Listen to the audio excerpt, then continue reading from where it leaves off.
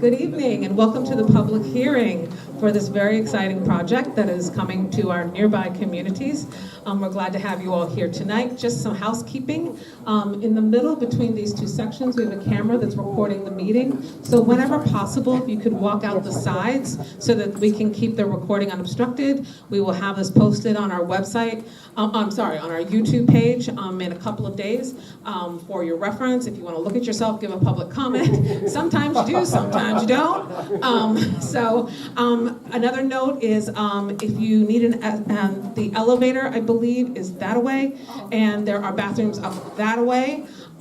We will be, I want to turn this meeting now over to the chair of our Land Use, Landmark, and Zoning Committee tonight. He will be running this meeting.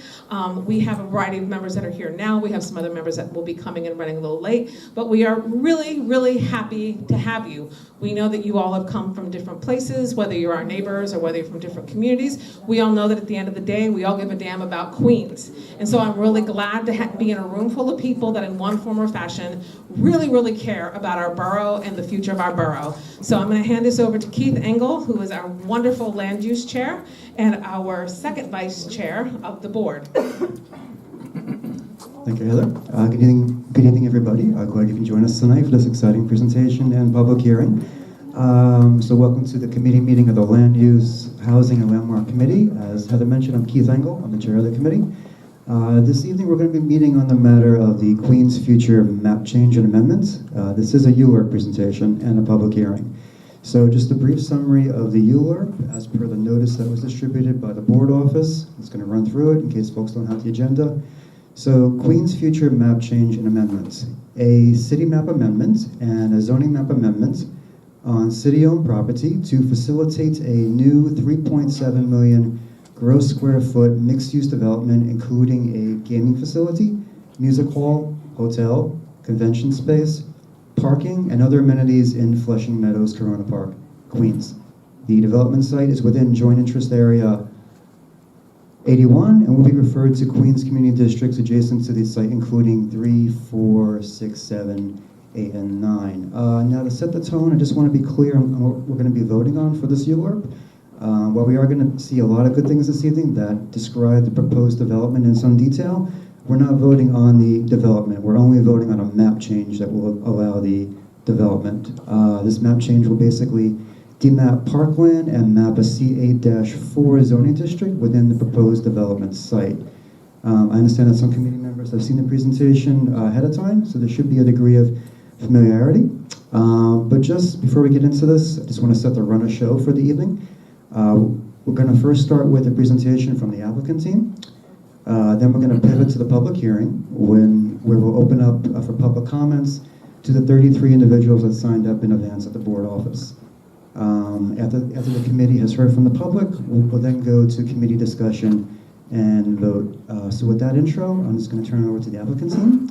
If you guys want to introduce yourselves and start the presentation. Thank you. Great. Thanks very much. Where's the best place for me to stand? Here or up by the screen? Or? Maybe over here. Okay, great.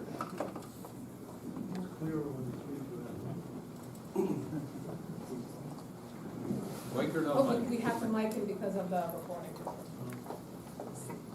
Sorry. I'll do my best. It's not clear. Thank you. How's that? Thank you. Appreciate you guys. Thanks for making the time. My name is Mike Sullivan. I go by Sully. I'm Steve Cohen's chief of staff, the owner of the New York Mets. I've been with Steve for 17 years. This great journey of this project begins all the way back 4 years ago when Steve bought the New York Mets. Against my better wishes, he got on Twitter, and from his opening day press conference, he heard loud and clear from our neighbors, from the communities around us, and Mets fans, things they wanted to see different at Citi Field. There's a lot of things that we were able to address. Bringing back the black jerseys on Friday night, celebrating Mets history, retiring numbers, improving the ballpark. But there was a big ask that came literally from that first day of Steve opening the team from the fans of the community, and that was, what about the area immediately around the ballpark? One of the blessings but curses for us as the new owners was a lot of Mets fans have the opportunity to go and travel and see the Mets play in other cities. Our 7-Line Army organizes these trips. And they go and see the Mets play in St. Louis, in the Battery in Atlanta, in Camden Yards, all these great cities that have these amazing ballpark villages around their baseball stadium. Park space, green space, live music, bars, restaurants, fun things to do. A day at the ballpark is actually a day at the ballpark. It's not 2 hours and 45 minutes at the ballpark like it is at Citi Field. So from that opening day press conference, Steve asked me to lead a project to basically understand the history of the site and then connect with the communities around us, connect with Mets fans, and ask the very simple question. If we were going to try to transform the area around Citi Field, what would you want to see here? We spent 3 years doing that. I did over 1,000 meetings.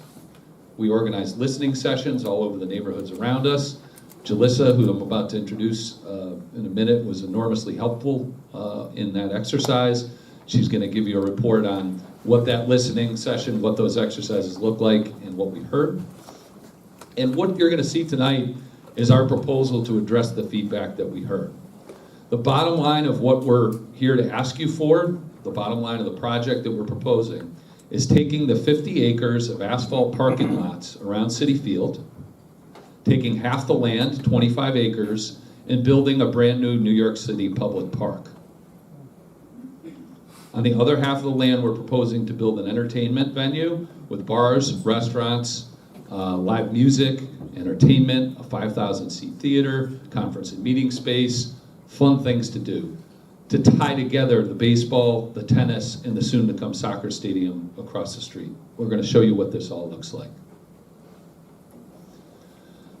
As Keith said, I'm going to show you the whole project, and I'm happy to answer questions about the whole project. But what you're actually being asked to vote on is a narrow issue related to mapping and demapping of some streets improvements that we want to make, a parkland mapping, demapping, to allow us to create this new 25-acre park in this new facility. We're at the very beginning of a very long process of public approvals. So this is the first step. The process that the city and state have laid out has us starting by doing our EIS and ULURP, which will finish the beginning of next year. Next summer, we have to submit an RFA application. That's our whole proposal with all the renderings, fly-through videos. All the bidders for these gaming licenses will do that simultaneously. And then we're going to have public hearings and ultimately a vote through this Community Advisory Council process that will happen next summer. We then have to go before a location siting board, and then ultimately at the end of next year, the Gaming Commission is going to render judgment on who gets these 3 licenses. We have been very clear, we have been very transparent. If we don't win one of these gaming licenses, we're not going to be able to pursue the project. It pays for the whole thing. It's less than 10% of the square footage of the project, but it's what draws people to the area year-round, and we can't make any of this work without it. We need to draw people to the area when baseball and soccer and tennis aren't being played, and the gaming piece of it is what pays for it all. It's a couple $2 billion of infrastructure to build on our site, because it used to be a swamp, and I'm going to show you that. When I talk about the 50 acres of asphalt around Citi Field, I'm talking about the land inside the yellow dotted lines. I don't know if you guys can see over here, I'll move over. We control the site here, the 63 acres, for the next 81 years. When the Wilpons built Citi Field, they got a 99-year lease. When we bought the team, we got the balance of that lease. We've partnered with Hard Rock Entertainment to pursue this project. I have our partners here, Sean. Wave, Sean is from Hard Rock Entertainment. Hard Rock does live music better than anybody. When we studied the successful ballpark villages around the country, all the great ones had live music as part of it. We're going to do live music outside before and after games, but also have a 5,000-seat indoor live music theater so that we can do live music year-round. Hard Rock builds beautiful buildings. Their CEO is the last remaining CEO of a major entertainment company that has built one of these multi-billion-dollar projects on time and on budget, and that was really important to Steve and I. We also have equity partners in Cheryl McKissick, which owns the largest black-owned, black-run Black-founded architectural construction management firm in the country. Some of you may know Bill Thompson, our former controller, who's an equity partner along with his partner, Henry Cisneros, our former HUD secretary under Obama. This is an all New York-based design and development team. You're going to meet Greg Pasquarelli tonight, who will introduce the design of the project from Shop Architecture. James Corner Field Ops did all the landscape architecture. This is the firm that did the High Line, Domino Sugar Park, a lot of the iconic New York City public parks. We've been thrilled with the work that they've been doing for us. They built beautiful, iconic New York parks.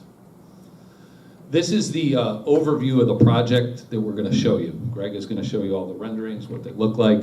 Just to quickly orient you to the different elements. To the southwest of the site, we're taking a 5-acre parking lot and turning it into 5 acres of ball fields, ball courts, and playgrounds for the community. Through our listening sessions, it's something that our neighbors told us they wanted to see. We're proposing to completely transform our MTA station. We are way down the list in terms of MTA priorities. It is not an ADA accessible station, which means it's not accessible for families with strollers. We need to make our station beautiful and accessible, and we're offering to do that as part of the project. This is the 5,000-seat indoor live music venue, a sports bar, sports book. The signature element of the project is this new 25-acre park that reconnects the Flushing Meadows Corona Park all the way through to the waterfront. We're turning a 5-acre bus parking lot today into a new park area. This is the hotel towers. This is the gaming space, 100,000 square feet of conference and meeting space. A Taste of Queens food hall. We heard from the community, it's nice to have fancy restaurants and steakhouses and beautiful things to do on a nice night out to celebrate a life event or a birthday or an anniversary or some kind of a family celebration, but we also need affordable food options. So we're creating a food hall, 20 to 25 food vendors. You gotta be from Queens to get in that building and be a vendor so we can provide affordable food options for our fans in the community. There's event space and community space on the second floor of that building. The garages and roofs all have either green roofs or solar on top. Really, Greg is going to get into the design, but really trying to reconnect the neighborhoods around us to this site, make it beautiful, make it green. Across the street from us, this is not our project, but they're building 2,500 units of affordable housing and a soccer stadium and a small hotel across the street from us, just to orient you to the other things going on in the neighborhood. Brief history of the site, it's fascinating. If you go all the way back in history, this is an aerial map from the 1850s. The red outline is our 63 acres. This entire area was a swamp. The early teens, a local developer named Degnan buys the swamp. At that time, we have coal-fired furnaces all over the city of New York. They needed a place to dump the ashes. And he created an ash dump on our site, filling in the swamp. And that's what it looked like. This is now the early 20s. They start construction on the trellis for the Corona line, which we, of course, now affectionately know as our 7 line. This is the key moment in the history of our site that informs the public policy questions around our land today. So I want to spend a minute and focus on this and explain it clearly. It's July 27th of 1936. Robert Moses is commissioner of the Parks Department.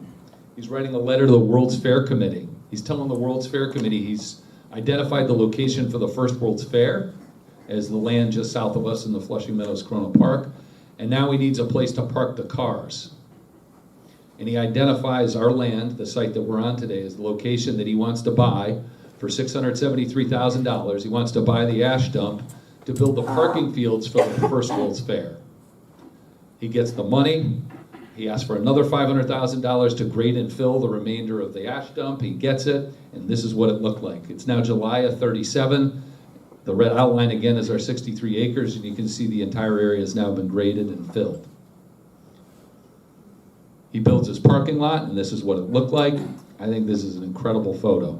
This is now 39. You can see the passerelle has been built between the Corona Line station and the Long Island Railroad station. You see all the World's Fairs buildings in the distance. For those of you who have been and spent any time down at the Marina waterfront area, the promenade, a lot of those structures are left over from that first World's Fair. Post World's Fair, this became a park and ride, became a commuter parking lot. So for 2 decades, it was a free park and ride for the people of Queens to come park here, take the 7 line into Manhattan to go to work. Then in the early 60s, we have a baseball team moving west, a new baseball team coming to town, the Metropolitans, the New York Mets. And Moses needs a place to figure out where the Mets and the football team, the New York Jets, are going to play.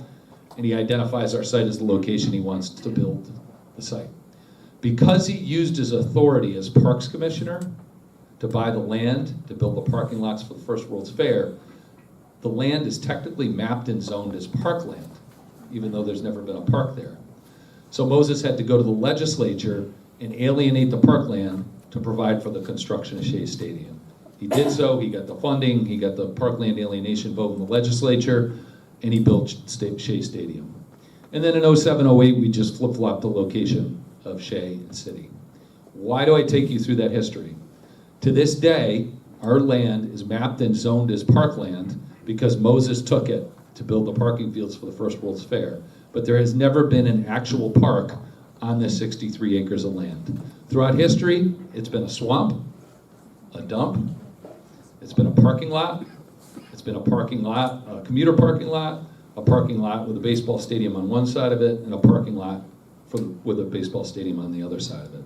But for the first time in history, we have the opportunity to actually build a brand new 25-acre New York City park on this site that we're offering to build, operate, and maintain for the Parks Department long term. With that, I'm going to call up Julissa to take us through the community engagement. It's really been an incredible process. I couldn't have done it without her. Julissa, the floor is yours. Thank you. Good evening, everyone. As Sully mentioned, I'm Julissa Ferreras Copeland, former New York City Council member that represented the area surrounding Citi Field. It really is an honor to be here tonight, and I'm hoping that we can answer all the questions that you may have. When Sully reached out to me and asked me to join this project, I was very excited because I understood that the approach would be from the bottom up. We would go to the community first. And when we talk about bottom up, what that triggered for me was that we would listen first. And that was very important. While we went through this process, we also understood that we were representing a very diverse neighborhood, very diverse community, so everything was done with Queens in mind and Queens forward. Part of that was not only how we would engage with the community, but also internally, how our team would operate and receive information. And that is how you see the chairman of Hard Rock and Steve Cohen and Jim Allen, the chairman of Hard Rock, also engaging with the community because this was just as important. Part of this community outreach has been 4 years of community input, over 1,000 meetings that Sully has, yes, done and participated in every one. 16 community workshops. These community workshops were held in basements just like this with 20 people for 3 hours to really deep dive. And we also had hundreds of people come out to Citi Field to engage with 45 minutes to be able to grasp and understand exactly what the community would like. This totaled about 1,800 resident contacts, and we collected all that information so that we can get input directly from the community. But as many of you understand, it's not just about going to the traditional nonprofits and organizations and leaders. We also wanted to speak to the neighbors. So there was a campaign that was kicked off, a door-to-door campaign, where there were over 20,000 signatures collected for a petition supporting this project. We did a lot of listening, and this is what we heard. We heard that the community wants to expand open green space, and the top thing was creating jobs, good paying jobs. They wanted the site to be climate ready, but also that supported local businesses and MWBE certified businesses, because this was very important to how we continue to build equity in the neighborhood. 365-day use came up in every single visioning session and listening session. Why? Because people understood that once the season for the New York Mets was done, this area became desolate and dark and underutilized. They want to see this area activated. So 365-day use was important. Community input, they wanted to be listened to, but also how will we continue to have and participate with community input throughout until the doors opened. Athletic fields and bike paths were really important. We had a lot of people, we had a lot of discussion about how we have our biking community participate in this area and how you get safely from Flushing Meadows, Corona Park through to the waterfront and up the promenade.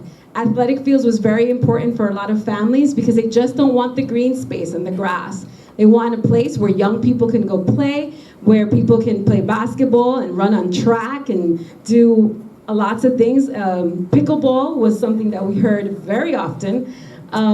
Access to the waterfront was important, not only to those that were visiting Flushing Meadows Corona Park, but for communities that connected through the promenade to be able to also participate and go vice versa without having to traverse an entire parking lot, which is what we would have to do now. Hotel with casino and live music came up in our conversations because people understood that they want to not have to go to Manhattan to be able to be entertained. They really enjoyed the idea of being able to do something special right here in their neighborhood and not have to commute into the city.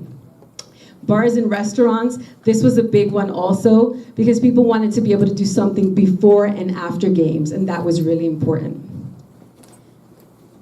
So now I'm going to bring up my colleague Greg Pescarelli, and he's going to show you how he took all of these wonderful ideas that came from many of you in this room and built a beautiful project, my opinion.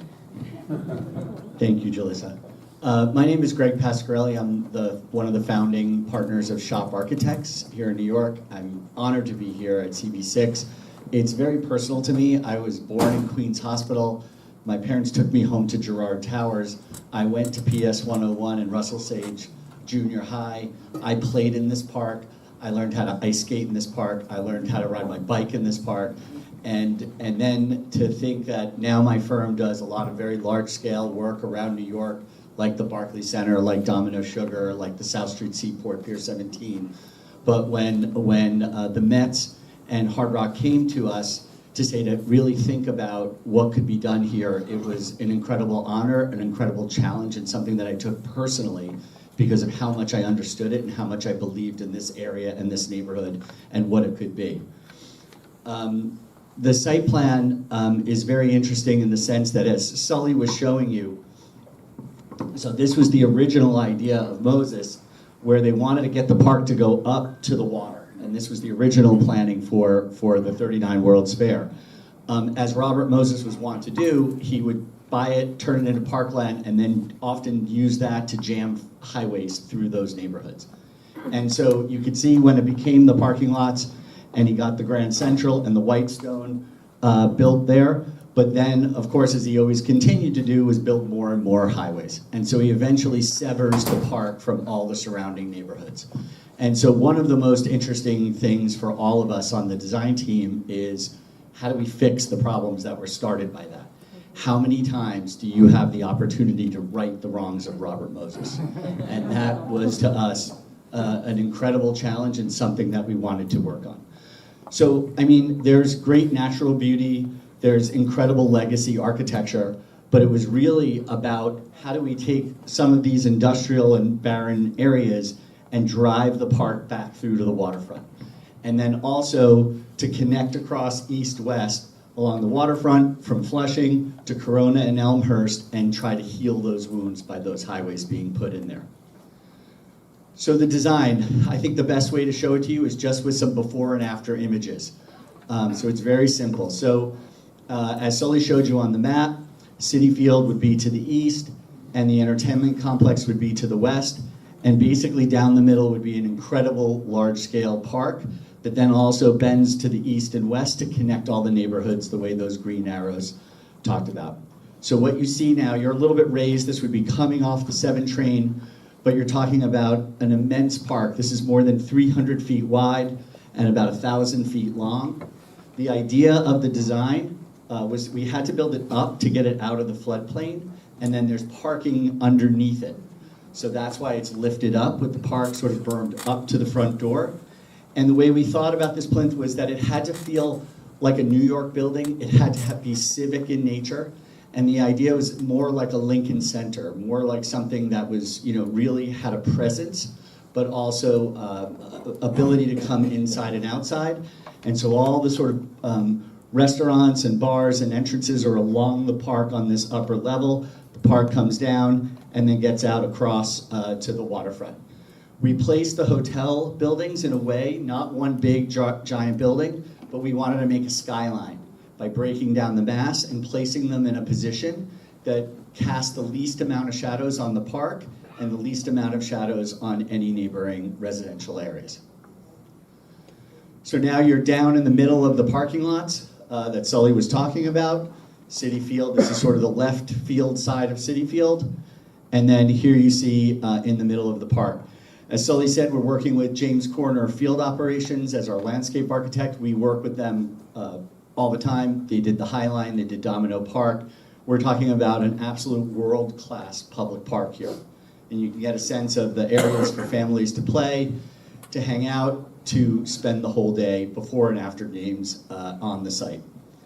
The 7 train station is a bit of a mess, as we all know. It's got these crazy ramps, it's got the middle track, you go up, you go down, it's not handicapped accessible, and it's really hard to get from Flushing Meadows Corona Park across, around all the fences around Citi Field and out to the waterfront.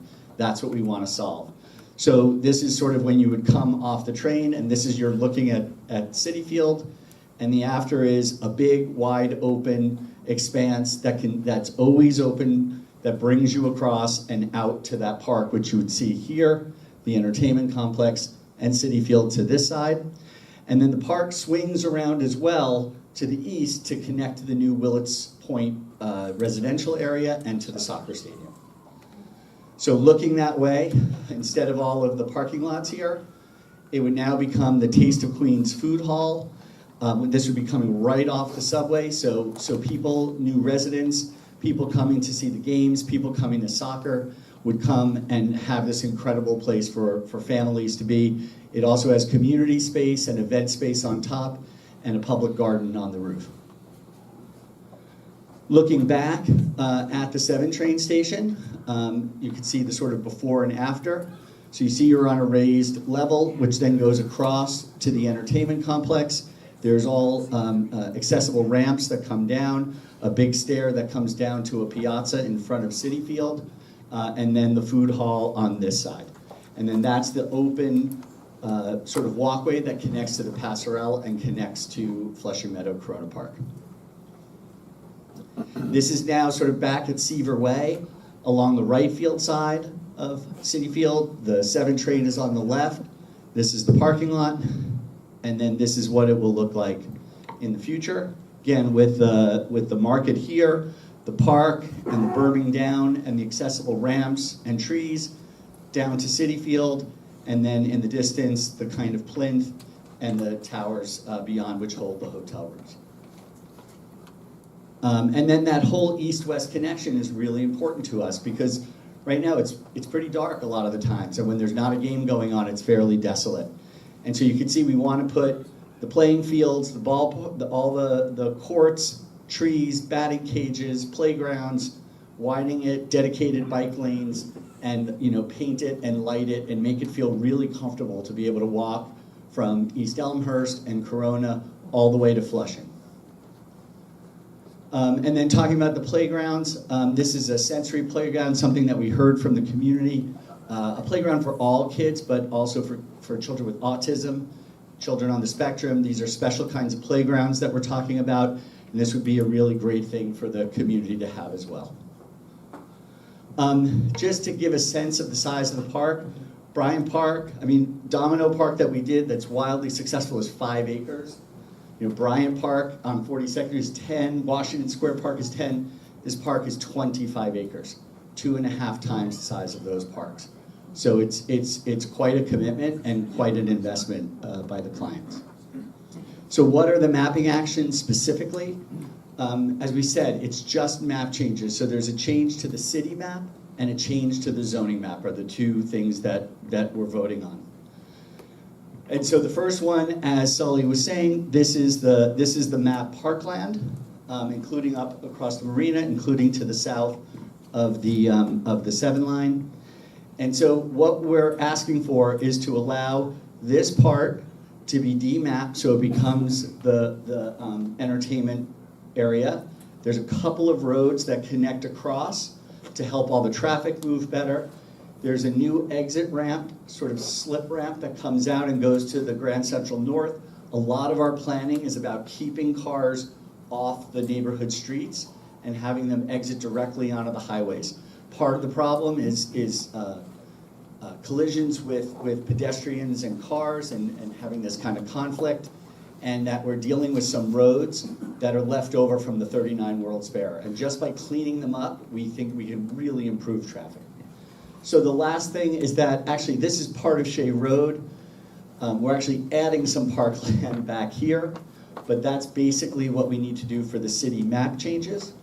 And then the last part is that the city designated new zone for gaming is a C84, and so we're asking for that zoning change on that one area. Sully? Thank you, Greg. This is a all-union, wall-to-wall union project. We have some of our brothers and sisters in labor here tonight. We have 11 unions in the building at Citi Field today. We're really looking forward to having them help us build this beautiful building and then staff it long-term. It's about 6,000 jobs, full-time employment to staff this building. Including the construction, it's over 23,000 union jobs. These are good-paying jobs, jobs with good benefits, jobs with childcare for families who need it, jobs with health care. Hard Rock has worked with us to create this really cool program. It's a way to connect the people coming from all over the world to stay at this property, to stay in these hotel rooms, to the neighborhoods around us. You're going to be able to use your Hard Rock frequent guest card. It's called their Unity program. Every dollar you spend at our project or any of their other properties, you get points on your card.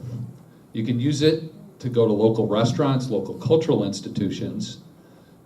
You get a free meal. We deduct the points off your card, and the local restaurant owner or cultural institution gets the cash reimbursement for us, for the guests coming to them. We're going to advertise all these restaurants, cultural institutions in every guest room. The Best of Queens. It's a way to directly connect the people coming from all over the world to stay here to the neighborhoods around us. We've signed up over 100 restaurants already. I'd like to make it a couple hundred. And so one of the things that we're going to be doing over the next year is being out in the communities and signing up more restaurants, cultural institutions to be a part of this. We have a 30% minimum MWBE and local hiring commitment, but we're going beyond that by putting in place a Queens hiring preference. If you're qualified for a job at this project and you're from Queens, you get the first shot at the job. We've announced a $1 billion plus community benefit program. It's about 1.1 and counting. $320 million for the new 25-acre New York City public park and the ball fields and ball courts. $480 million to completely transform the MTA station and make the entire site climate resilient. For those of you who've been out to the area, you know every time it pours rain, it floods, everything ends up in the Flushing Bay. We're going to make our entire site, 63 acres, climate resilient. We're going to capture the rainwater off the roofs, store them in underground tanks, and use it to irrigate the new park. We've announced a $163 million community improvement fund. This is a fund that will throw out millions of dollars every year that this project is in operation to go to local community groups in Queens. $150 million for the Taste of Queens Food Hall and the community event space on the second floor and the community garden on the roof of that building Greg showed you, and $25 million in neighborhood projects. That's it for our presentation. If I could just say in closing, it's been an incredible journey for us to do these 1,000+ meetings, to do these listening sessions, to get this input that's been incredibly helpful to us, and see Greg and his talented team transform it into the beautiful renderings you saw. We view this as a once-in-a-generation opportunity to transform the area around Citi Field. We are using one of the 3 gaming licenses that's going to be handed out at the end of next year as the pay-for to do all of this and to draw people to the area year-round to support the bars, the restaurants, the live music, and entertainment. The gaming piece of this is less than 10% of the square footage of the project, that I've been very transparent, none of it works without it. We need to win one of these licenses. If we don't, it stays a parking lot. And so the zoning actions that you will ultimately vote on, the legislation that we're seeking up in Albany to enable the project, in both cases, they go back to the status quo if we don't win the license. So this is our one shot. We got a lot of hoops to jump through to get there, but we're committed to seeing this through. Again, we view this as a once-in-a-generation opportunity. So thank you both for the time, appreciate it, and happy to answer questions.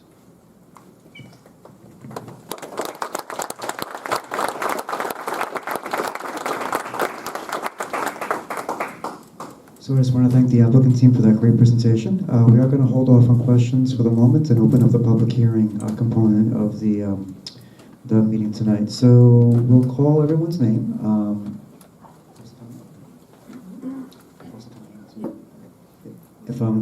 If folks can walk towards the front once your name is called, everyone has about 2 minutes to speak, and we'll keep track of time. So first person is Dan Blanco.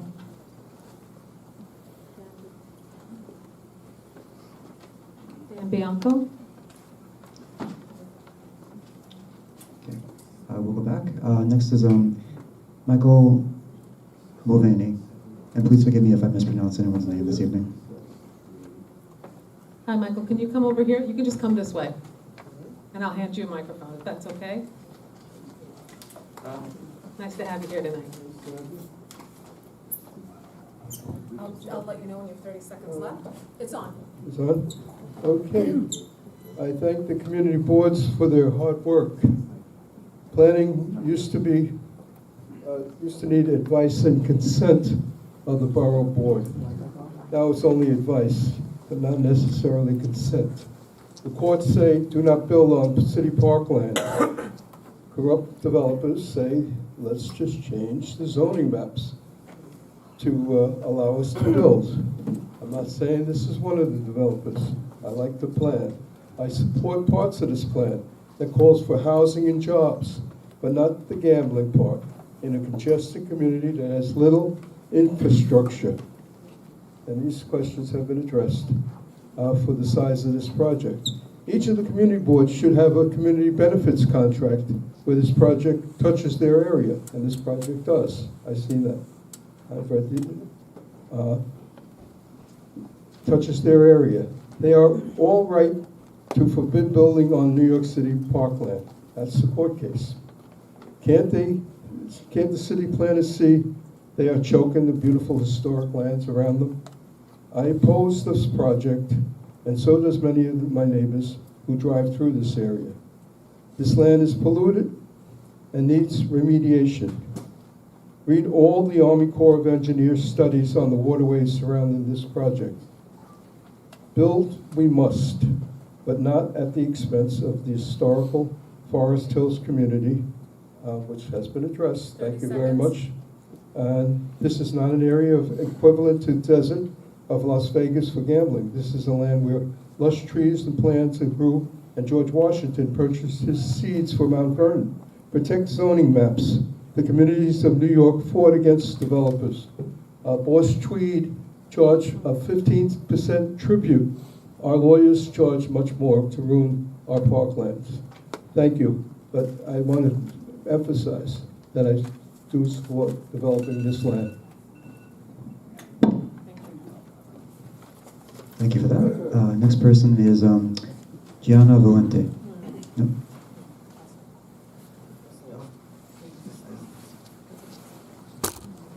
No, Janet, I'm sorry. Sorry. Is that okay? Different Yeah, list. I'm sorry. You have dueling lists up here. Costa Constantinides.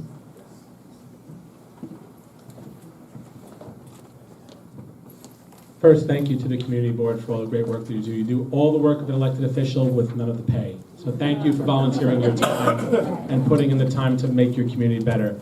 My name is Costa Constantinides. I'm fully in support of Metropolitan Park. Queens is the world's borough.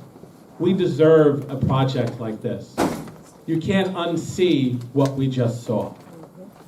I've been all over the country. My son Nicholas is right here. We've been to 28 out of the 30 major league parks.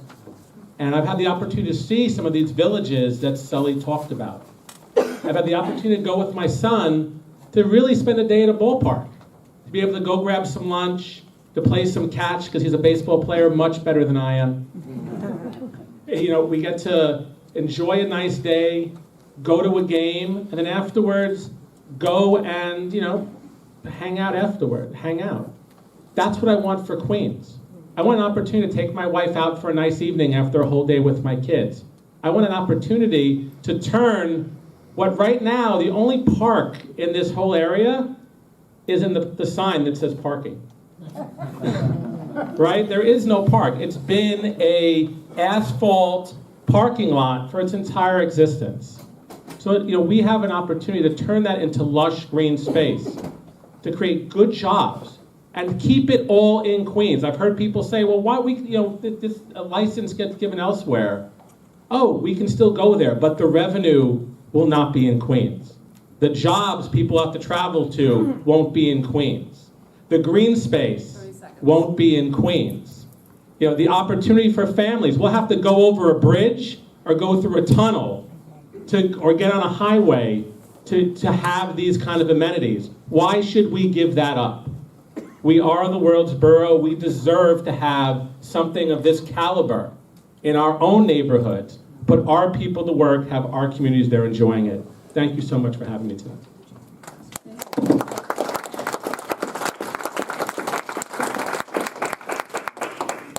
Thank you for that. Next up is Gianna Valenti.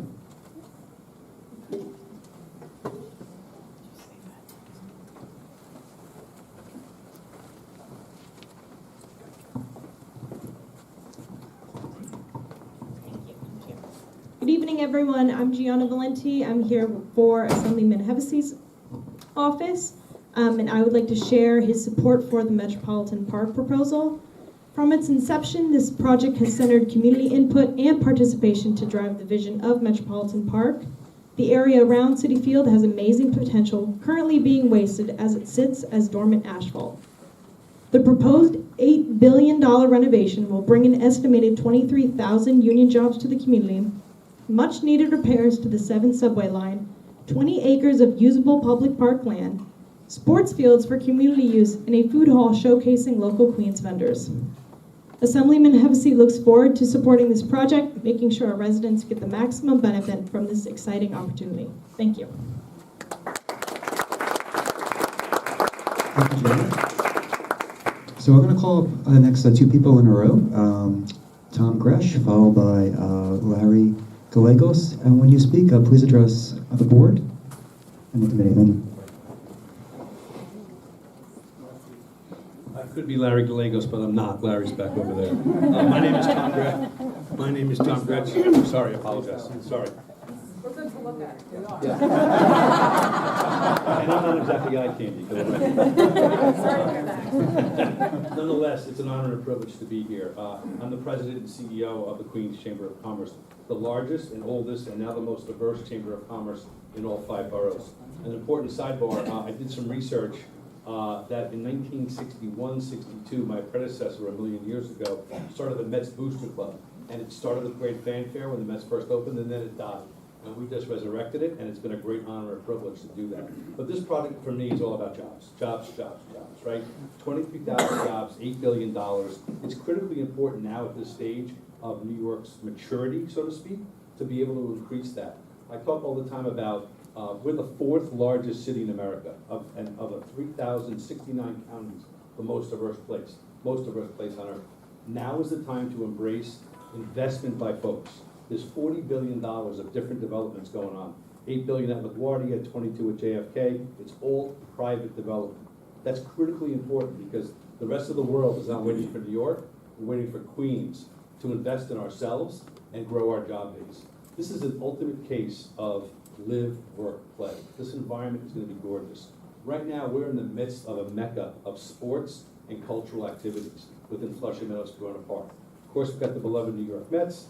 We've got USTA. We're going to have a 25,000 seat stadium, all electric, 2,500 units of affordable housing, Queens Theater, Queens Museum, you name it. It's all within a couple of miles, maybe 2 miles of where I take my son at second base, home plate of Shea Stadium. And I've done it for years. He's 17 now. For every game, I throw a fake pitch to him from the mound to home base. But from there, 2 miles around, is just unbelievable opportunity. We're strongly in favor of this. I represent 1,400 members of the Queens Chamber of Commerce, representing 150,000 Queens-based employees. You'll also find that we're the most pro-union Chamber of Commerce. Many times you might think about the in opposition, but we are the most supportive chamber when it comes to union jobs, and this is all about union jobs.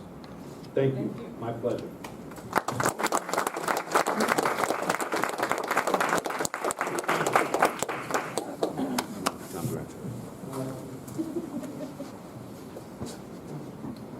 Hi, everyone. Tom Gretsch. Good evening, everyone. Thank you, Community Board, for having me here. I do not represent 14,000 people. I represent just the Queens guy. I'm a father of 2. I'm here to support this project. I think it's an incredible project, and to what's been said before, it's a once-in-a-lifetime opportunity. You know, I would love to bring my 8-year-old and 6-year-old to not an asphalt parking lot, to a recreational area, to restaurants, bring my wife there, you know, leave the kids with my mom if possible, and just hang out there, you know. It's, I grew up here. Went to Shea Stadium. I used to work right here on Austin Street growing up. So for me, it's, you know, it's personal. This is something, like Tom said, that it's a once-in-a-lifetime opportunity to see Queens just get developed, and something to brag about, you know, something to really just like say, hey, this is in my borough. You know, we're already a very, very proud people as Queens folks. You know, why not us? Why not continue this trend?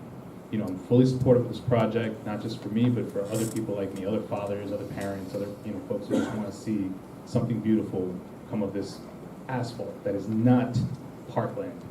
It is a parking lot. Let's develop it. All right, thank you so much, everyone.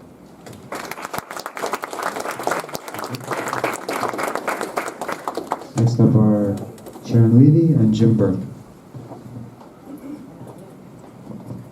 Hi. Oh, this is weird. People behind you. Hi. No one else had notes. I'm feeling old suddenly. This is very odd for me. Okay, hi. I'm Sharon Levy, a lifelong resident of Queens, but also a 25-year resident here in Forest Hills. Very local, raising my family of 4 children, 3 dogs, 2 guinea pigs. It's a good time. So I wanted to highlight a couple of things. First off, you've heard all of the amazing pieces of the puzzle that is this project. But 2 things I want to highlight are, 1, jobs. Again, Tom Gretsch said it, but I'm saying it again. 23,000 jobs is not a small amount of jobs. And so Queens needs the jobs, we need the jobs. The Queens local hiring priority, also Queens, Queens, Queens, Queens. And finally, the other piece was the park. As a mother of 4 again, open space is hard to come by, and so any addition of open space, especially 25 acres, as you saw, not many parks in the city of New York are that large and offer that many amenities. This one does. Kids from all over Queens can come play and be outside and be together with their families. And finally, the one thing I wanted to highlight that is not necessarily an aspect of the plan, but part of the way that we got here, and that's the community engagement piece. I'm a person who spends a lot of time talking about community voice and making your voice heard and making sure everyone's voices are accounted for. That's what they did, right? So there were thousands of meetings, thousands of people, hours and hours and hours and hours of conversation about the project, about what people wanted to see, and they can actually see it in this plan. So it's pretty amazing. Thank you for your support.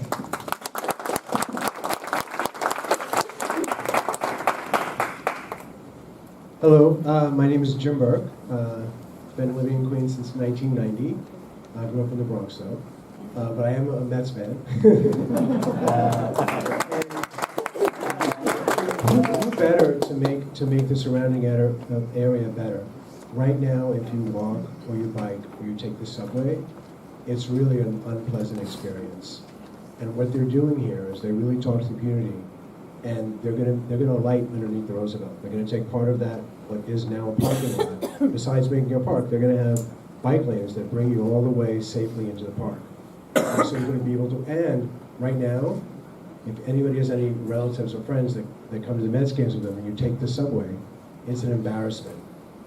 Right now in Jackson Heights, we're getting a new subway station. Guess what they're not putting in? No, they're not putting in an elevator, right?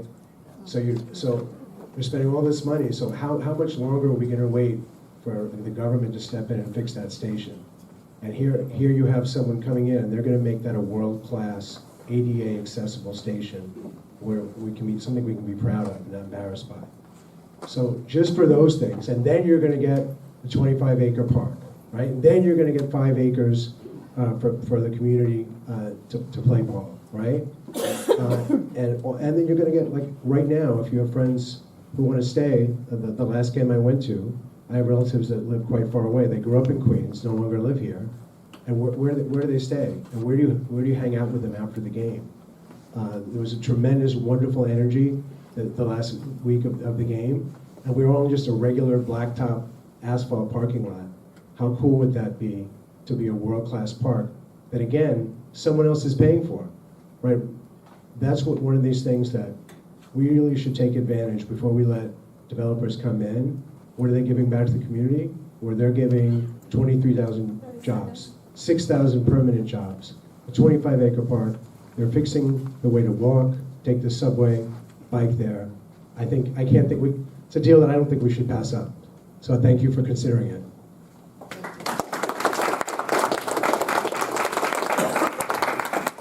Thank you for that.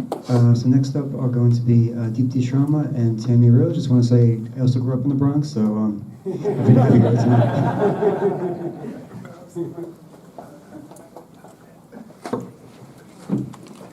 Hello everyone, thank you for giving me time and space. My name is Deepti Sharma. I am a mom of 2 humans and 2 tech companies. I am a proud Queens native, born and brought up here, 1986, the last time. Hoping not the last. And I'm here to support the City Fuel project. I'm a mom of 2, and I am constantly leaving Queens to entertain my kids. And it is really frustrating to have to do that. And so one of the aspects that I think is really important to think about is how thoughtfully they planned the space so that it is comfortable and welcoming to everyone, right? From all different backgrounds, from all different needs. I was also a mom that was, riding around with a stroller. So the fact that it's going to be accessible is really, really important. I've wanted to do like a TikTok channel. I'm not on TikTok, but to actually go to each train station and figure out which one is actually accessible. Not just for me, but for people with disabilities. And I think it's really important that we actually think about that. Because I'm not saying anything new. We've all experienced it at some point or another. One of the things that's been said, what I really appreciate it, is that they actually listen to the community. Thousands of meetings where a chief of staff is sitting in on every single one of those with a former city council member that doesn't actually even live here anymore, but is caring and investing in the community, right? So they're hiring people that actually care about the community, have lived here, have advocated for it. I think that's really important to think about. And so, after listening to everything they've done, I've watched this presentation multiple times because I keep bringing people back and saying, you guys need to watch this, you need to understand it, you need to see what they're trying to do, because they're actually trying to include you in these plans. And so if there's 2 things that anyone remembers, if they listen to us first, and then they built a plan with us, not just for us. And then secondly, as someone has already pointed out, this is a time we need to right the wrongs of Robert Moses. And I hope he's not resting because he is nope, not at all. He does not need to rest. What I need is rest. But he has hurt so many communities of color. We are seeing it every single day when we don't actually have proper public transportation. I live in Kew Garden Hills. I was one of the kids that took 2 hours to get to high school by a bus and 2 train rides, and that's not okay. And so this is a start to making it better.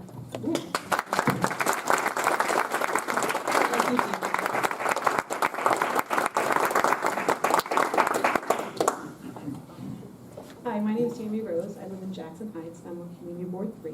I'm also a mom, early childhood educator, and a small business owner. And I love my Queens community. I want to start off by saying I strongly support this project.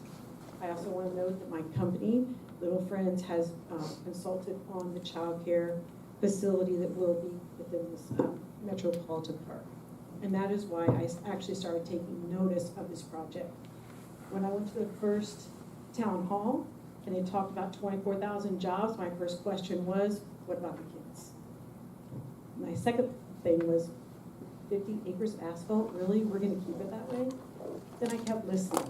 I kept listening to the team. I kept listening to what they were saying. As they mentioned before, there were so many of those public meetings. I went to a lot.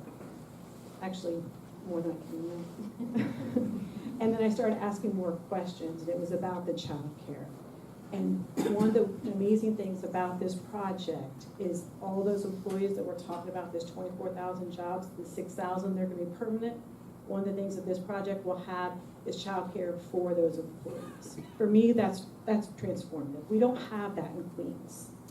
I always, one of the team members have said, Queens deserves good, nice things. You're absolutely right. As a mom, it's really hard to find childcare.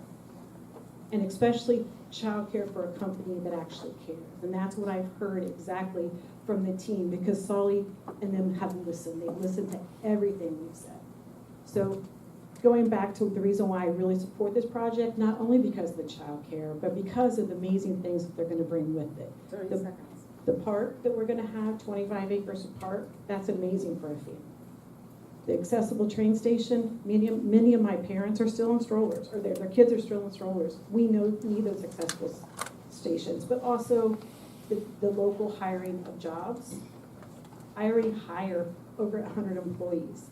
I hire them locally. The project would also then, those that take care of your kids will be from your communities. And that's important because, as we all know, when we care for our kids, we need to know where they're coming from. So again, I support this project. I really hope that you guys do too, because generations from now, our kids will support us too. Thank you too.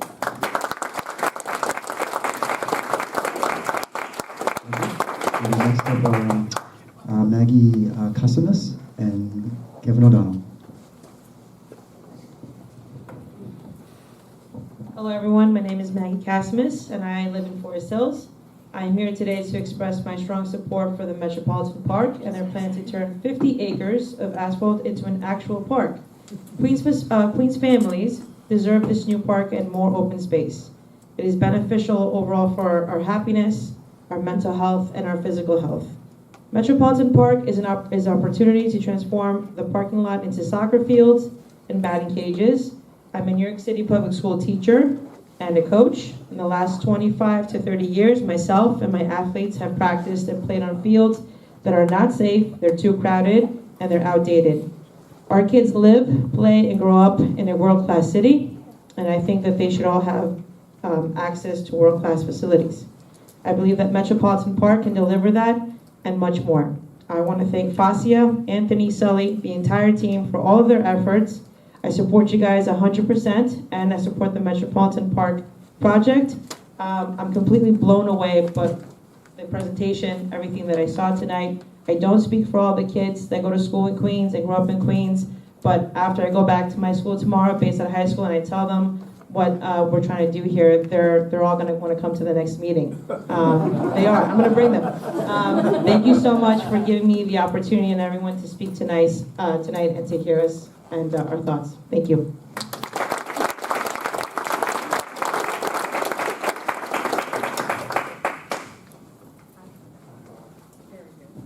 The game hasn't started yet.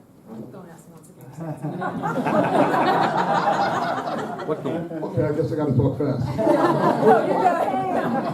Okay, a little worried about that, I don't want to interrupt that. First of all, as the president of a not-for-profit, I'd like to thank all of you for your volunteer time. I find it extremely hard to find volunteers that would like to come out and do this kind of a job for nothing. So, thank you. My name is Kevin O'Donnell. I'm here today to express my strong support for Metropolitan Park and the commitment to building the next great New York destination right here in Queens. As a third-generation union family, my grandparents, my parents, as well as myself, I know what 23,000 union jobs will do to change the lives of so many Queens residents forever, because I've seen what it's done for my family. My son now will be a fourth-generation union worker. 3 generations of my family have raised their families right here in Bayside, Whitestone, and Flushing, Queens because of union jobs. These jobs offer long-term careers, salaries, and benefits for New Yorkers who grew up in Queens and want to raise a family here in Queens. One of the things I had the pleasure of, I recently retired being a police officer in the city of New York. I know firsthand how great that this borough of Queens is. I spent my whole career in it. I've seen, I've lived, I understand what union jobs can do to lift up families, providing a better tomorrow for them. Long-term, Metropolitan Park is committed to creating jobs in construction, hotel, as well as the restaurant industry. That'll give everyone in Queens an opportunity for a better tomorrow. One of the things, Sully, my grandson is autistic, and to hear about that park, I look forward to when it opens up, to actually bringing him there hopefully on the first day. There's not many things for, families with special needs children. And, that's one of the things they listen to the community and that, they put into their plan. 30 And- seconds. Okay, the game is gonna start. I'm feeling impressed. So with that, I'd just like to thank all of you, and again, thank you for the time that you put in here yourselves, and thank you to Metropolitan Park for this project.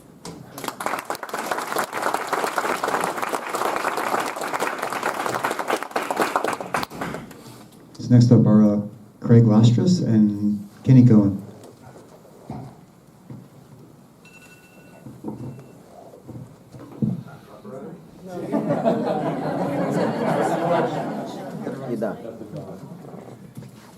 And Alan Sherman will come up next.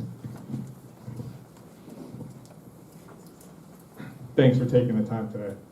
My name is Craig Lashers. I'm the Chief Operating Officer of Common Point, which is right next door to this building, so my commute was really short today.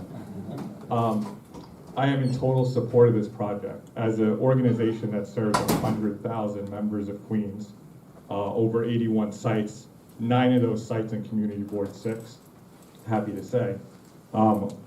We are so proud of everything that this project is bringing us. You walk out this door, and I say this with so much emotion, 15,000 people got food from us right outside this door this year. Those 15,000 people are in crisis, and they need some stability. Imagine I'm able to walk down and say, hey, we partner with the Mets, and there's an opportunity for you to get a job. There's an opportunity to bring yourself out of the crisis you're in today and give them stability. Give them a chance. Give their youth a chance. In that same building, like the gentleman said before, we have 220 kids that have disabilities. To give those kids a chance to go to a park and play, a park that they can use all of the toys, use all of the rides, would be amazing for this community. I think that as I look at the project and look at where I am running this not-for-profit organization, the synergy that we can have as a community and what they're bringing to make Queens better is priceless. My last point is we never think about the youth. We're always thinking about ourselves and today.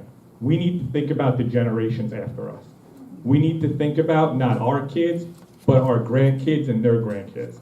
This project sets Queens up for success, everybody in this room up for success, because we're giving our chance for our kids and their kids and their kids to have jobs, their kids to have a place to play, and a place to survive, and a place to really grow their families. So super excited to support this project. I think the infrastructure, the parkland, the economic wealth that this will bring to Queens is amazing. So thank you very much.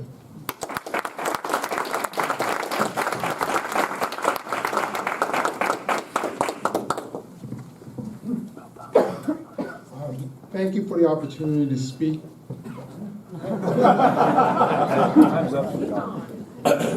Thank you for the opportunity to speak in front of Community Board 6.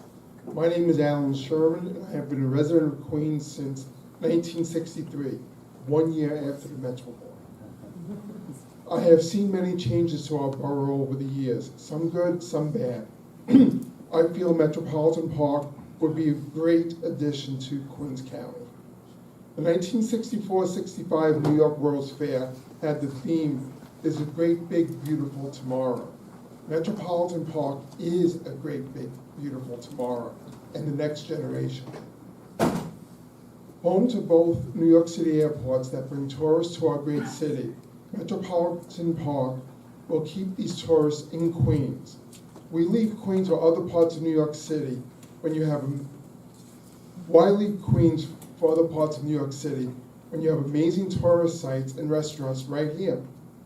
Adding Metropolitan Park to a neighborhood that already includes Citi Field, US Open at the USTA National Tennis Center, as well as a proposed soccer stadium, along with museums, theaters, and zoos, will make the area a one-stop attraction that will bring thousands of jobs and tourist dollars to Queens. Forget Manhattan, Brooklyn, the Bronx, and Staten Island. Queens is the go-to borough. I urge you to see the vision of a great, big, beautiful tomorrow and improve Metropolitan Park. Now, I'm also part of many Facebook tourist groups where we advise tourists from all over the world where to go. I tell them to come to Queens, people laugh at me. Then I point out what we have. Let's add this to the list.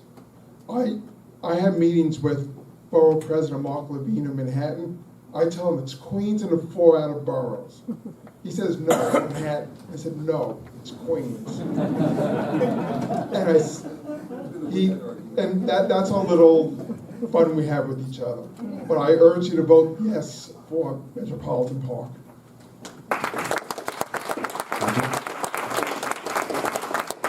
Next, Brian Chen and Ted Tang.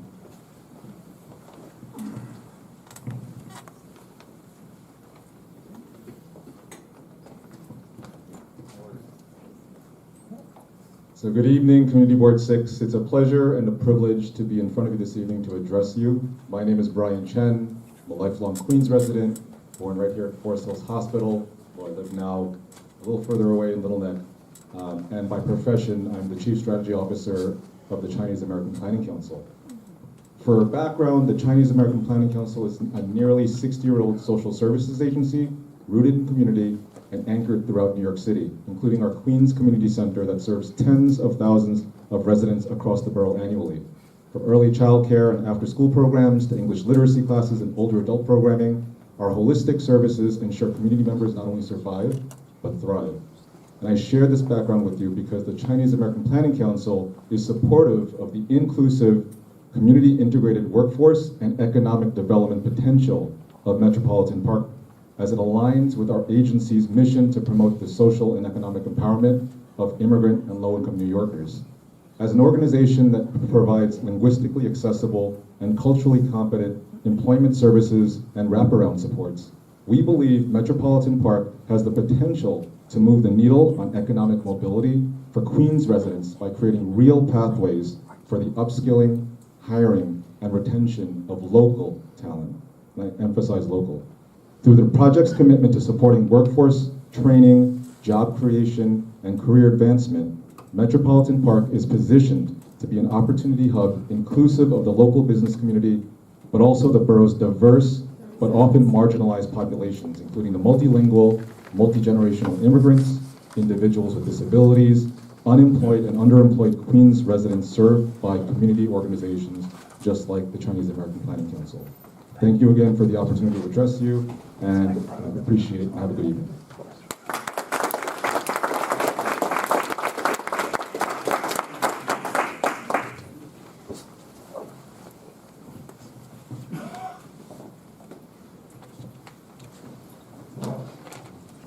Good evening. Thanks for hearing me out. I'm not a public speaker, so I'm going to just read off my phone. I apologize in advance. Many speakers before me have already eloquently outlined the broader benefits of Metropolitan Park. But I want to focus on the smaller picture, the individual stories that make up our community. Queens has always been a place where the American dream begins. My parents brought me here fighting for that dream, and I saw firsthand the sacrifices they made to build a better life for our family. Now that I'm raising my own kids, I want to ensure that dream is alive and achievable for future generations, and Metropolitan Park is an amazing contribution to this vision. We all know that pursuing the American dream often comes at a cost. Too many parents work long hours or commute far from home, missing out on the moments that matter most. Metropolitan Park will bring meaningful jobs closer to home, allowing parents to earn a living without giving up precious time with their families. With opportunities nearby that can be there for school concerts, little league games, bedtime stories, and everyday moments that build lasting bonds with their children. This project will revitalize the local community, supporting small businesses, increasing foot traffic, and creating a thriving, connected community. It's about more than just jobs. It's about building a future where families can grow and flourish together right here in Queens.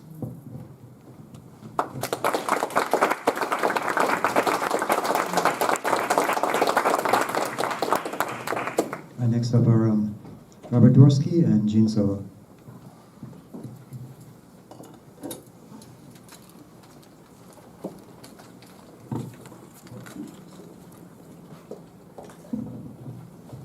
Hey, good evening, everyone. Thank you, everyone, for allowing me the opportunity to speak today. I just want to say that I'm for the project. I actually live in... We have to do for the reply. Oh, okay. Sorry. It's a lot easier the other way, but okay. I actually live in Corona, a few blocks away from the project, so this is a little bit more personal and close to me. I'm for the project because I see how Corona is, and I see how much better it can become. And the jobs and the construction that will be created with Metropolitan Park will benefit. I also own a restaurant in Flushing. I employ 25 people, and I also want to see Flushing benefit from this. I believe with this Metropolitan Park, all of Queens will benefit. Something that bothers me is when friends and family come to visit me, they fly into LaGuardia or JFK. Why do people fly in to Queens to go to Manhattan? Why don't they stay here? So this is why this is important to me, because I think people should fly into Queens, stay in Queens, spend money with Queens. Thank you very much.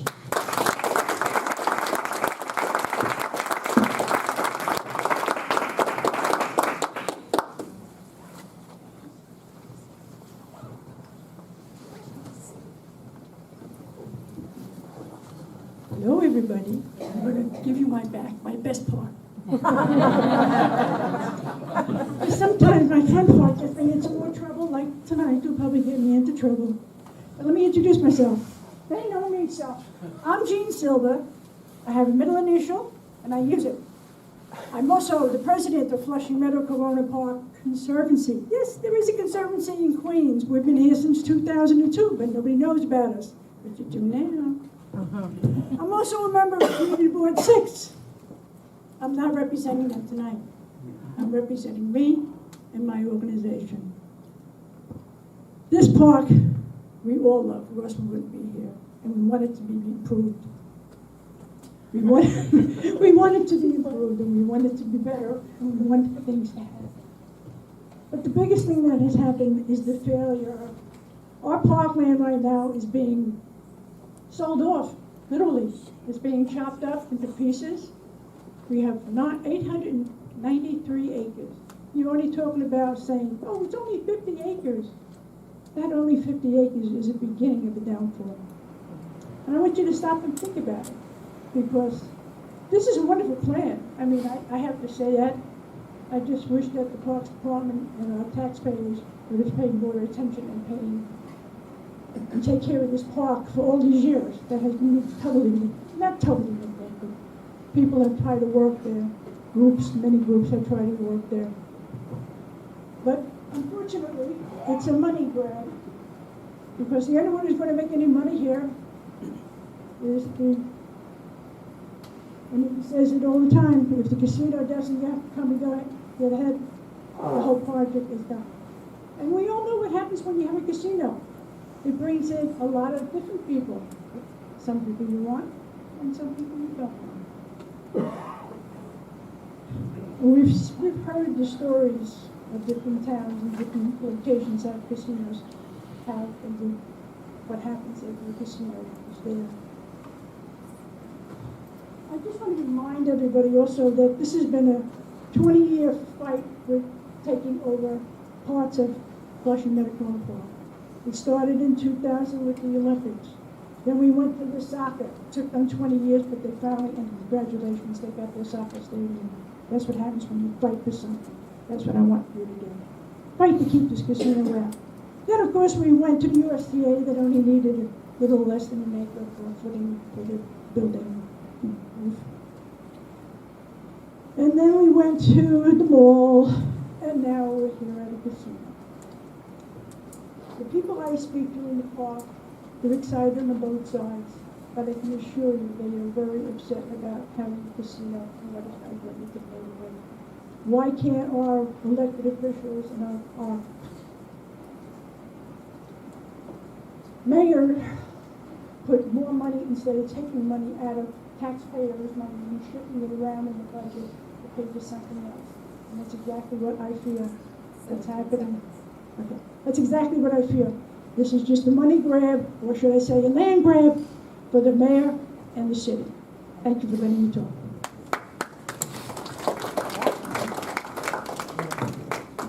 Thank you. Next up are Joanne Kim and Michael DeLauro.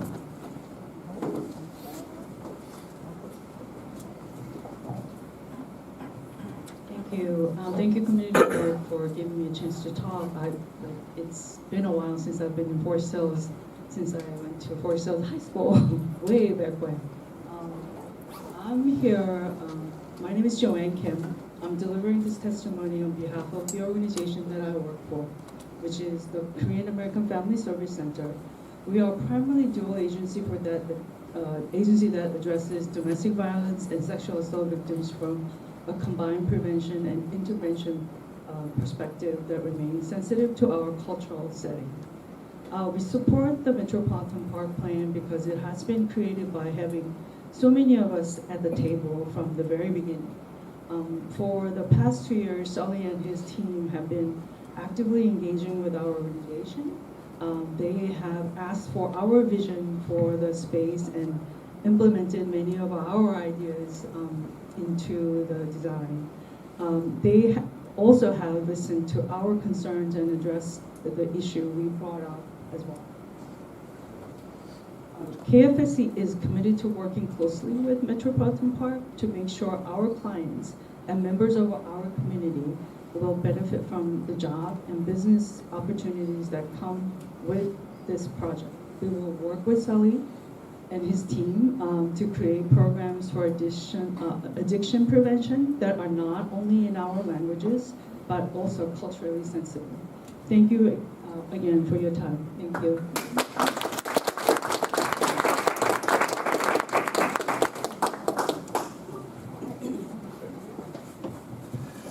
Good evening, everyone. Since we've already heard so many different permutations of the same subject, I'm going to come at it from a different perspective, which is that I am a board member in my co-op, and my co-op happens to be the closest piece of land that anyone can be not being in the hotel itself. I live in Doryville Co-op, so my window literally looks at the piece of land that Sully and the team is trying to develop. And what I see here is an opportunity that we cannot pass up. I remember coming home from high school, back when that was something that I did, and taking the 7 train, and one of the things that I got to do was to either choose whether or not I wanted to get off at 111th Street or get off at Willets Point. And for me, it was actually faster to take the 7 Express and get off at Willets Point. And let me tell you, in the winter, it's a very, very cold walk. There's nothing there. And I kept thinking to myself, wow, what would be amazing if you could just transform this? And every day that I would come home, especially at this time of year when it's pretty cold and pretty dark, not that, we have global warming, so that's not the case anymore, I would think, like, what can we do here? And then one day, unbeknownst to me, one of the members at one of the boards that I sit on, so I'm on the President's Council, Co-op and Condos, Neighborhood Advisory Board, Community Board, I'm on my co-op board, so I spend a lot of time doing a lot of free work. And this guy said, have you heard about Metropolitan Park? I said, no, I haven't heard about it at all. So I went to a visioning session, and I ran into Mike Sullivan. And from that moment on, I realized that we have an opportunity that has presented itself. And we cannot let this opportunity pass without grabbing for it, because it is a once-in-a-lifetime opportunity. And I think that everyone in the neighborhood is looking for economic development, and I'd like to just see something other than that cold little piece of asphalt. Thank you.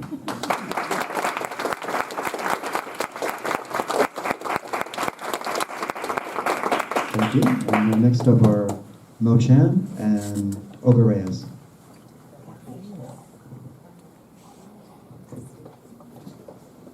Thank you, everyone from Community Board 6. My name is Mo again. I am from Community Board 4. I already feel this is my home compared to the 4th. No, just kidding.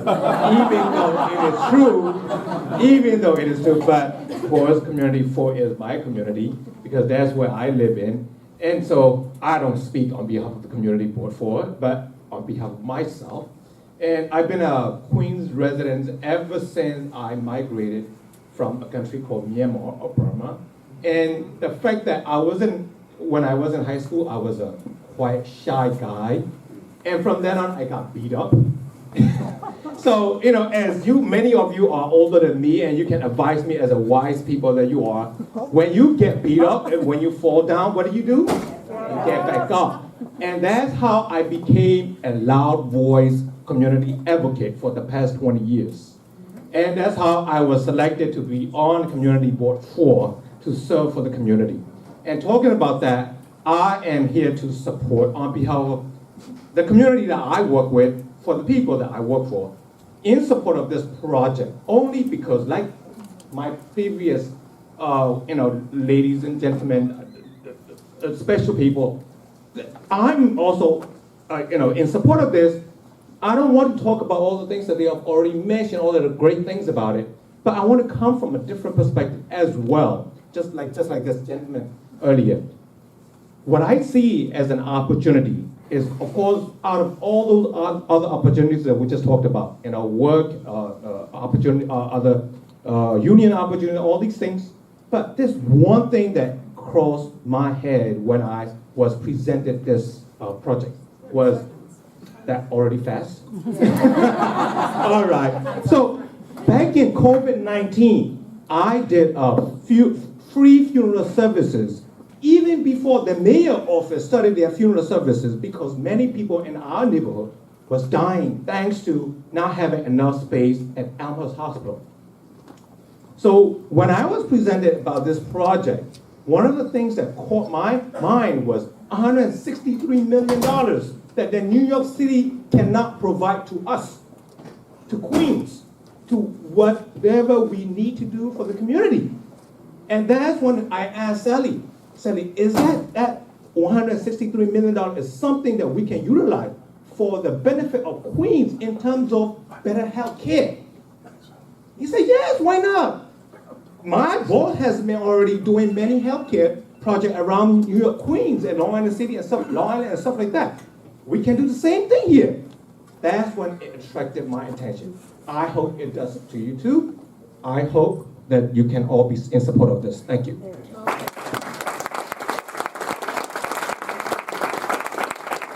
Well, thank you for what you did during COVID. That's very dignified, so thank you for that. Thank you. Hello everyone, good evening. This is my first time speaking in front of the board, so I'm a little bit nervous. My name is Olga Reyes, and I'm just a mother and a resident of Corona. I strongly Just a mother? Just a mother. Just a mother. You know, everybody comes with fancy names here. I'm just a mom. A mom, a resident, a worker, and I strongly support Metropolitan Park. This project will bring jobs, a hotel, a venue, a parkland where we can take our children. I think that's one of the things that more than anything, like, struck my head, and I was, wow, this is amazing. Yes, we have Flushing, but my son loves baseball. So having to do activities with them in that area will be an amazing thing to do, right?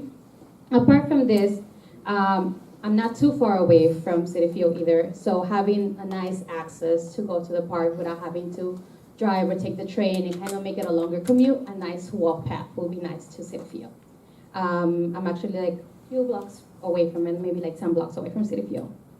The fact that this would support the future for our community and the addition of childcare, it's another thing that I was like, ding, ding, ding, they're doing something good, right? Because what family, what mom doesn't want to go to a workplace and be offered childcare within your workplace? I am lucky enough to work with childcare, which my job provides childcare. But if I didn't have that opportunity, then either I would have been, let's call it like this, asked out, because I would have to find somebody else to look after my child, instead of having an environment where I know that my child is going to be secure, and I'm not going to have to leave it with somebody that I don't know, right? Because some people have grandpas, grandmothers to take care of children, but some of us don't. So this childcare will not only benefit some working families, but it's also a safe space where children can be cared for. And I think this is an amazing opportunity. And as a working mom, I can see how appealing this will be for our community and our families. This project represents a unique opportunity for our economy to create opportunities for Corona. I really urge you guys to support this project. Thank you.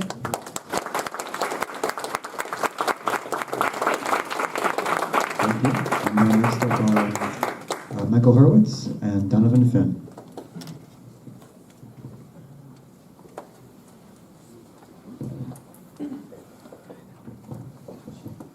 Thanks very much, everyone, and I really appreciate the opportunity to speak tonight.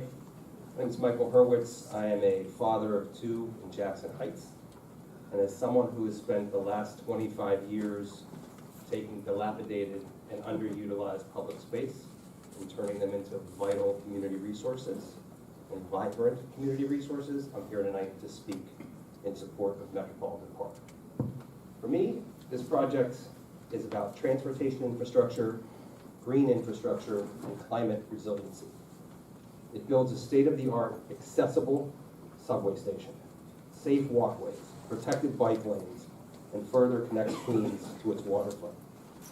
It builds vital green space and parkland in a borough that disproportionately lacks open space.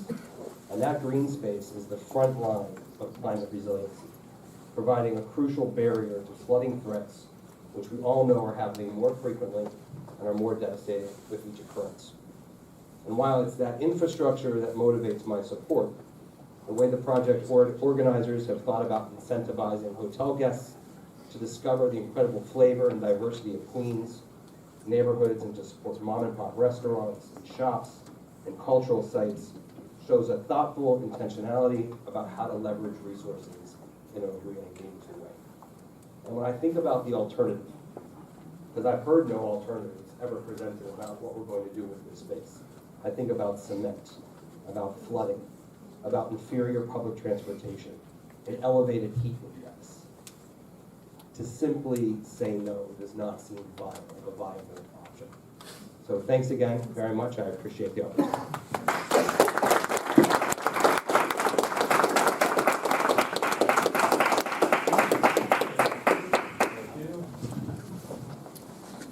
Thank you all for having me here tonight. I just want to say that it is very difficult to speak after 25 people who've already said everything you plan to say. So I'll try to be brief. I teach city planning for a living to impressionable young college students, and when I see a project like this, I pay attention, right? Because this is what I'm going to talk about in class the next day. And for the last couple of years, I've been, really watching this project, trying to figure out what they're doing wrong, and I have not found anything yet. So I think this is the kind of project we need in New York City, and I just want to mention a couple things that I maybe have been mentioned earlier this evening, but I think are really worth thinking about. People who in this room who know me or other people will know that I've spent a lot of time advocating for parks and open space in Queens in particular, and no one values parks more than me. But I also know that I'm reading the Power Broker right now, and this piece of land we're talking about has been mapped as park space for a long time. It was not a park before that, it was a tidal wetland, and it's never really been a park. On a map it says it's a park, but we all know it's always been a parking lot, and I don't see anyone offering to turn it into a park other than this project. And the economic reality is, you have to have an economic engine, as Sully says, to create that park space. It'll never be a park unless we embrace an opportunity like this. And we all know that the city is financially strapped, and it's not building new parks, it's not renovating subway stations with accessibility infrastructure, it's not keeping libraries open as long as we would like. So I think that we have to think in a new way about how we create the next iteration of New York City. And I think that public-private partnerships and projects like this are the way that we can make those things happen. So thank you all for having me.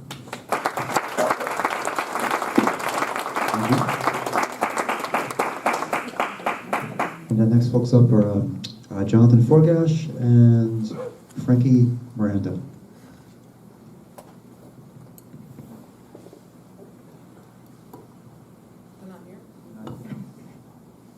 Not here? Okay. So we'll skip ahead to Victoria Holterman and Chantel Bonhomme Felix.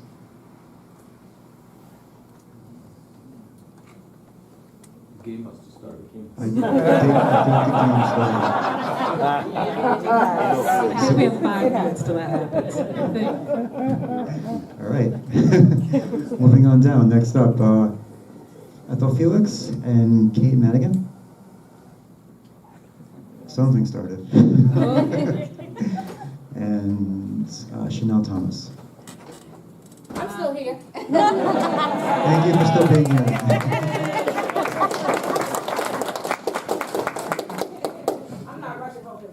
Rushing home to tuck my two kids in. Good evening. Thank you for having me. My name is Chanel Thomas Henry, and I'm going to speak from 3 different perspectives. I am a wife and a mom and a 3rd generation Corona East Elmhurst resident. My grandparents moved here from Mississippi, raised my father here. They raised me here, and now I'm raising my 2 young daughters here. And I can tell you, all 4 of those generations are in favor of Metropolitan Park. From my 88, and that's all facets of it. From my 88-year-old grandmother, who loves to go to Empire, I want her to be able to go to Metropolitan Park and do what she loves to do. For my kids, I want them to go and play in a playground that they can walk to. I can open my window, and when there's a live concert, hear what's going on at Citi Field. That's how close we are. I don't want to have to drive to Long Island City to Gantry Park. I want to walk up the street so my kids can enjoy a beautiful park for the first time. As a professional, when they talk about 23,000 jobs, those of us who have jobs don't always understand what that means. Professionally, I work for another $8 billion program, voted the best airport in the U.S., LaGuardia Airport. And part of my job is bringing economic development and resources to our community. And I tell you, on a daily basis, we have dozens of individuals coming into our office looking for employment opportunities. We need jobs. Our communities need jobs. And last but not least, I've served on Community Board 3 for 12 years. And let me tell you, a lot of long meetings, especially land use meetings. And over those 12 years, I have never seen a company, a project, or anything become before our board where they kept the community in mind, where they made the community a part of the process. And they have done that, not just as part of this plan, but since Steve Cohen took over as for the Mets, they have given more to our community-based organizations and nonprofits than the former Mets owners ever did. I believe in the team. I believe in this project. Let's make Metropolitan Park the next best thing in the U.S. Thank you.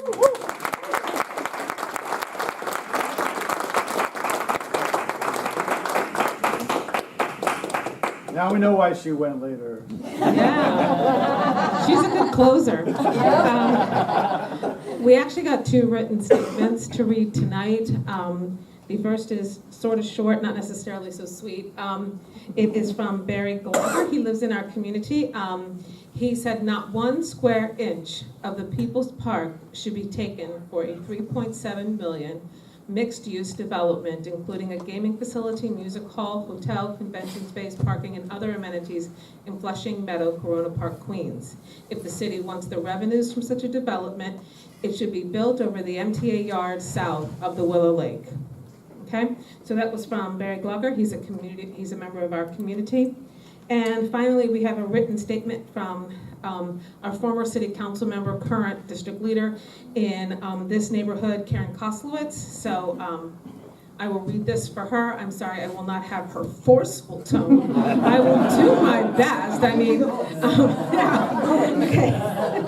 Good evening and thank you to Heather Beers Dimitriadis, Christine Nolan, and Keith Engel, and the rest of Community Board 6 for providing this opportunity for me to weigh in and register my full and enthusiastic support for the Metropolitan Park proposal. As a former New York City Council member who had the honor and privilege of representing this area from 1991 to 2001, and then again from 2009 to 2021, and as your current district leader, I understand the crucial need for economic development, job growth, and safe open green spaces for our families to enjoy.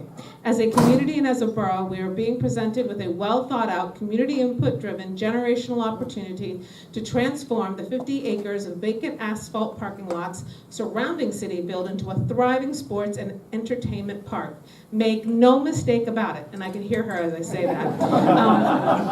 A plan like this does not come along every day. Metropolitan Park is an $8 billion private investment by Steve Cohen and Hard Rock, which is projected to provide 23,000 good-paying union jobs and over $1 billion in community benefits, including real estate investments in public transportation by completely renovating the 7-line train station. Again, opportunities like this are rare and should not be overlooked.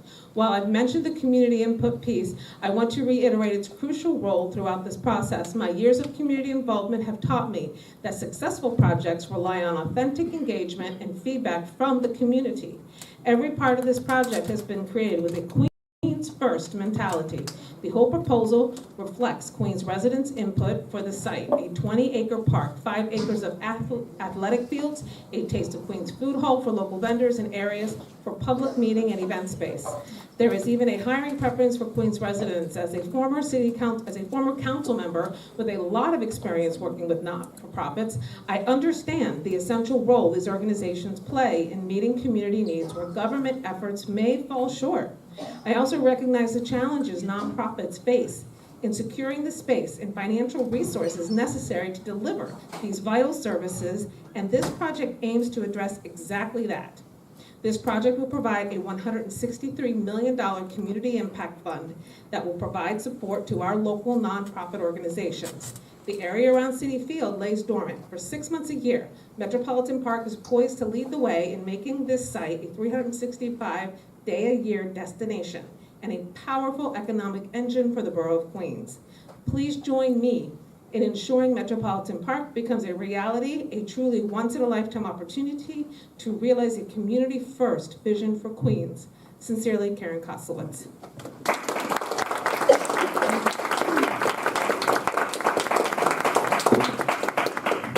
All right, with that, we'll be closing down the public hearing component. I just want to thank the members of the public for your comments today. It's great to see everyone coming out with everything that you had to say. This is a community engagement, so great to hear all of this. Now I'm going to pivot over to committee questions. So we'll open it up for members of the committee to ask questions. If folks can raise their hand, that would be great. I have a very intelligent committee, so please, just want to ask, so we're giving space to everyone, please avoid dense multi-part questions, but hello? I think. Yeah, the shorter the question, the longer the answer. Absolutely, and I'll try to be short. I'm going to say that I was very impressed with the presentation and also the testimony that we've seen, particularly from people who were not here and were rather distant from the location, but who lived close to the site and who did voice support. I would want to ask, and I mean, I know the applicant probably would have a good answer, but what kind of response in general has this proposal received from those communities and those community boards that are more closely located to it? I mean, the fact of the matter is that they're the ones that are going to bear the burden, the infrastructure burden of huge numbers of more people coming into the facility, the positive and negative implications of the gambling casino and things like that. So I'm, having heard some good positive comments from people, if there's anything that either the applicant can deal with, I know there have been some public hearings that have been held already there regarding the response to it. I would like to hear it. Thank you, sir. Thank you for the question. I can answer it in 3 different buckets. What we heard in the community listening sessions, what we've seen in public polling, and what we've seen in the door knocking exercise. When I start with the polling, we've done 3 public polls Queens-wide. A guy named Doug Schoen, who's one of the preeminent Democratic pollsters in the country, did the polling for us. What he showed was a 78% positive response rate support for the project. The support rate for the project is highest in the neighborhoods and zip codes closest to the site. It goes up into the 80s, low to mid 80s. When we knock on doors, when we ask the neighbors closest to us, we educate them about the different aspects of the project. We ask them the very simple question: you want to leave it as 50 acres of asphalt or pursue a project that includes the different elements that we talked about tonight? We get a 96% positive response rate. We've knocked on over 40,000 doors in the neighborhoods around us and had over 20,000 people sign petitions now in support of us. The community board meetings that we've been doing have had a similar reaction to this. So far, we've only had one vote. It was a unanimous vote of a land use subcommittee, similar to yours. We've not had our full committee votes yet. We're still kind of early in the 60 days here. What board was that? It was eight. Oh, okay. Yeah. So those would be the three buckets. But I can also tell you that when we stand outside Citi Field, when we invite people in to talk about the project, we get an overwhelming response, in particular from the neighbors closest to us. Okay, thank you. Thank you.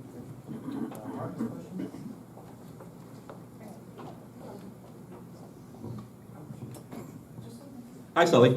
Hi, Mark. How are you? So, I was honored to spend 2 hours with Sully a couple of weeks ago where he really went over this presentation, and we asked him some challenging questions, and he pretty much addressed all the challenging questions that we asked him. But I still want to follow up on one of the challenging questions that came up, and that's about gambling addiction. As a social worker, I know that there are issues created by people having gambling addictions, and we know that with a casino coming into play, it would be likely that that will increase here in our neighborhood. We've heard all the wonderful developments, and yes, it sounds great, but I am concerned about this. So I just want to raise this, and I'm just curious to know how you plan to address it, because we do know that with a casino having easier access for people, and this area, a lot of people in this area are relatively poor, and then they can't really afford a gambling addiction. So I'm just curious to know how you plan to address that. Yeah, I mean, the big picture context is obviously that we now have statewide online, gaming, sports betting on the phones. We have 3 licenses coming. We already have 2 casinos here in Resorts World and in Yonkers, obviously several upstate.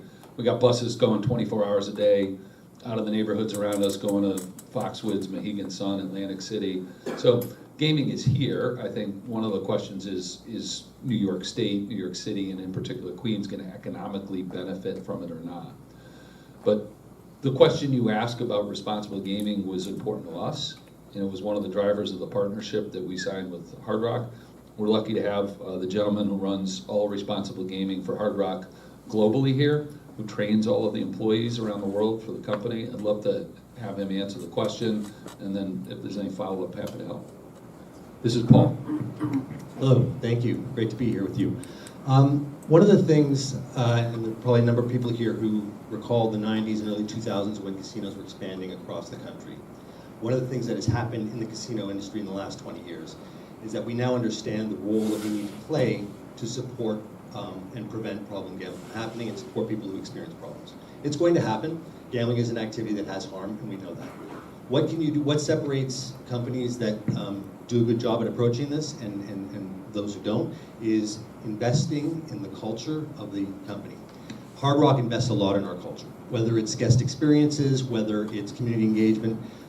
We train all of our team members who are guest facing. There are 3 training programs they go through. One is online, 2 of them are online, one of them is a classroom training. We work with addiction specialists to create training programs for all of our supervisory staff who will interact with guests. We train them on red flag signs for problem gambling, how to interact with people, how to bridge them to services if they need it. The other thing that's really important is to integrate into the services that are in a community. So we partner with addiction services, with organizations that do prevention work, education, build those partnerships. We have already signed MOUs with key groups in Queens to be able to create those services that are culturally sensitive and are adapted for the particular community. Because you want to make sure that you have team members who represent those communities and are able to interact with people in their own language, with their own cultural perceptions. The last thing I'll say is that Hard Rock International is owned by the Seminole Tribe of Florida. The Seminole Tribe has a hard history. They're a community that has experienced a lot of things over the centuries. They are very attuned to social concerns like problem gambling. They have invested in this issue for decades. And so we are bringing that approach and the strength that we build in our communities to Queens. And we don't want people who have a problem to play our games. It's not good for our business. It's not good for the community. Thank you. Can I just ask a quick question of Sully?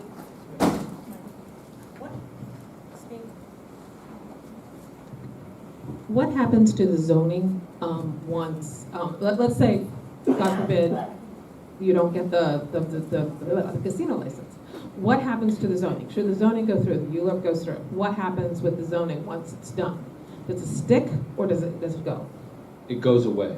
So there's both state legislation that we need to pass to add to the permitted uses of the land. The legislation stipulates that if we don't win the license, it goes back to status quo.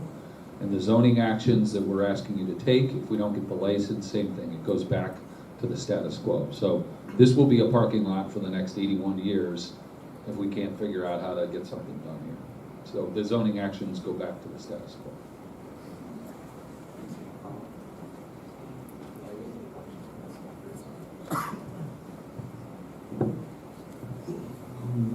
Hi, thank you for coming. I have a little bit of a follow-up to what Heather just asked, and then ask my own question. What happens, so a lot of casinos like Atlantic City, whatever, like some of them did well and then they kind of crumbled. What happens if, let's say, 10, 20 years from now, the casino's not doing well, the hotel is out of business, something happens? What happens then to the land? What happens to the park? You kind of gave a commitment to maintain it, but what if you can't? So that's just a follow-up on that, and then I'll ask. Yeah, I'm going to ask Sean from Hard Rock to come up and answer part of this as well. This is a destination resort. This is not a property along a highly competed strip of other properties. This isn't Atlantic City. This is not the Las Vegas Strip, right? This is a destination resort. You see the destination resorts around the country that have been built thriving. I've had the chance to go down to the Hard Rock's property in South Florida and negotiate in our agreement many, many times. It's beautiful. The building is full 7 nights a week. People are there celebrating birthdays and anniversaries and life events. They dress up when they go to the property. They go see live music. They hang out. They have a wonderful meal. So this is not going to be a highly competed market where we're sitting on top of a bunch of other projects. This is a unique one-off destination resort around a lot of great mass transit, obviously right next to the airport. Really an ideal location for something like this. And let me turn it to Sean to finish the answer. Thanks, Sully, and thanks everyone, and thanks to the community board for having us here tonight. So Hard Rock, more than anything else, is an entertainment company. The NFL went through an extensive process. I don't know how many of you guys have heard of Hard Rock Stadium. They did a test of our company to see if we would be the first company that had gaming elements to be able to sponsor an NFL stadium, and they tested it to see if it was entertainment first. And they went through a process, and they do it annually every year to confirm that, and they found fundamentally that that is the defining characteristic of our company. And as we look at our growth, which has grown from about 200 million in revenue to over 10 billion in revenue, that the entertainment component has lived first. And so the way that we envision our properties is not around just the gaming element. It's about how do we create a place that the community can be excited about, that can put entertainment first and draw people from every walk of life. And what we've envisioned for this specific site is exactly that. And so we hope that our track record speaks for itself, but we hope that that continues to long into the future, and that entertainment carries us beyond everything. And so for us, we think that this has got longevity to it. And irrespective of what happens in the future, we've made long commitments to a lot of communities, and we've certainly lived up to every single one of those. All right, so thank you, but you haven't really answered the question. I mean, I understand the optimism, but and I don't wish you anything but good luck. Assuming things really don't work out, what happens then to the land?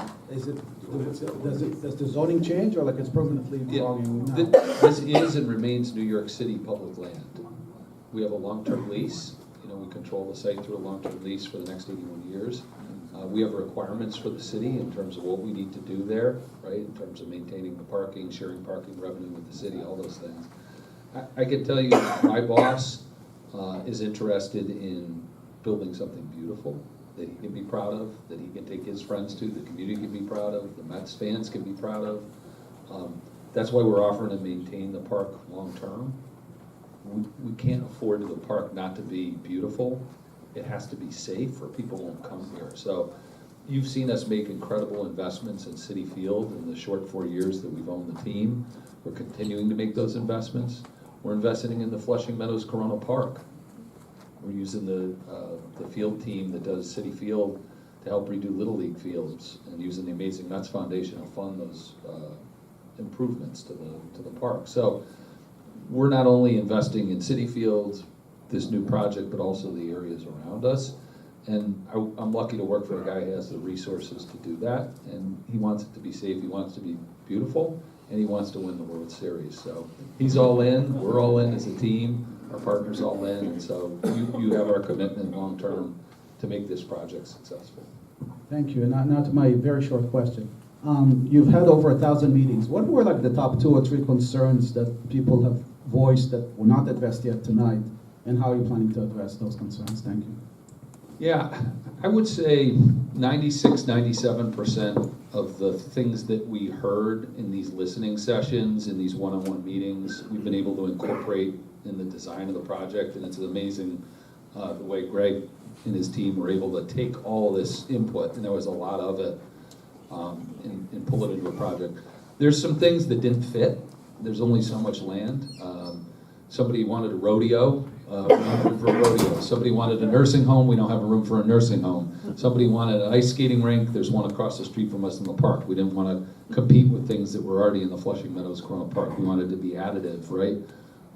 So that there's certainly things that people asked for that we just couldn't make work because of the space limitations or because we didn't want to compete with something already in the park. But I think we've done a pretty good job of taking the input that Jalissa showed you and capturing and reacting to it and incorporating the key elements that matter to people. Thank you. So we'll go to Mark and then to Gladys. And then I just want to underscore one point that came up is that basically this does remain, this does remain city land. This is not a U-work for the disposition of city-owned land. It remains city land. So I want to underscore that for everyone. We'll continue to have a long-term lease, exactly. Yep, it's city land. Okay. Hi, thank you for being here. So we heard from Hard Rock Cafe the commitment of maintaining the property and working on the property from here. But what happens if your boss sells the Mets? What's the commitment? Because the Mets are committing to maintaining the parkland and all the other things that Hard Rock Cafe is not doing. So what will happen there? It's a joint venture between us. First of all, I think Steve and his family are really loving the Mets. They're lifelong Mets fans from his 93-year-old father-in-law through to his children. So I expect the Cohens will want to invest in and continue on this team for a long, long time. It's a joint venture, so if one of us stepped out of the joint venture, another partner came in, the commitments all remain. We can't keep the gaming license if we don't live up to our obligations and commitments that we're making to the Gaming Commission. They take the license away. So the joint venture, regardless of who the partners are, is held accountable, and that means the resources of the partners as well. It's a great question. Thank you.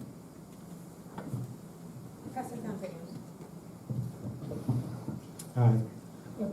Thank you for the wonderful presentation. We've heard a lot about the benefits for the people, for Queens, for the people nearest the site, and also for the people living nearby, supportive of it. We haven't heard much about the rest of Flushing Meadows Corona Park, which is one of the largest parks in New York City, one that is adjacent to Forest Hills, developed into this community. I'm wondering why the president of the Flushing Meadows Corona Park Conservatory is not supportive of this project, and if there's been consideration of earmarking funds, revenue from the project to the greater park to improve the park itself. When I go to Flushing Meadows Corona Park, I don't think this park could really be a little bit bigger. I just want more space for this park. It's already a very large park, but it lacks funding that we see in Central Park, Prospect Park, and some of the other more developed parks in New York City. So I'm wondering what we could do to improve the Yeah, it's a great question. When I think about this $163 million community benefit fund that'll throw off millions of dollars every year to the communities around us, I can't think of, when you think of a list of priorities, I gotta think that the community's gonna tell us that the Flushing Meadows Corona Park is towards the top of that list. We're already investing in the park, as I said, philanthropically, whether it's, supporting the Alliance or improving ball fields, ball courts. Listen, when I do these community meetings, our community members describe the park as the lungs of the community. I know how important it is, and I think it's a perfect, match for us in this community benefit fund that we're creating to invest in the long-term support of the park. We're doing some things to help the park by building the parking infrastructure. We have over $1 billion of infrastructure to improve the situation at the site. One of the things I hear from the community most often is they hate the fact that people park on the grass in the park, whether it's for a concert or tennis or whatever these overflow parking needs are. So we're creating the parking capacity that allows us to get the cars off the grass in the park. We're providing additional spaces to the Parks Department so their employees can park on our site as well. So we're trying to be, thoughtful in terms of how we're taking the concerns that we're hearing and using the benefits that are going to be thrown off from the project to try to improve them.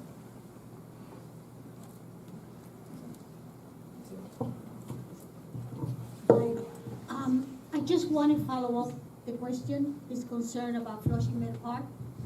Because when they did the negotiation with USDA, most of the profit, when they finish, it goes to the city park pool.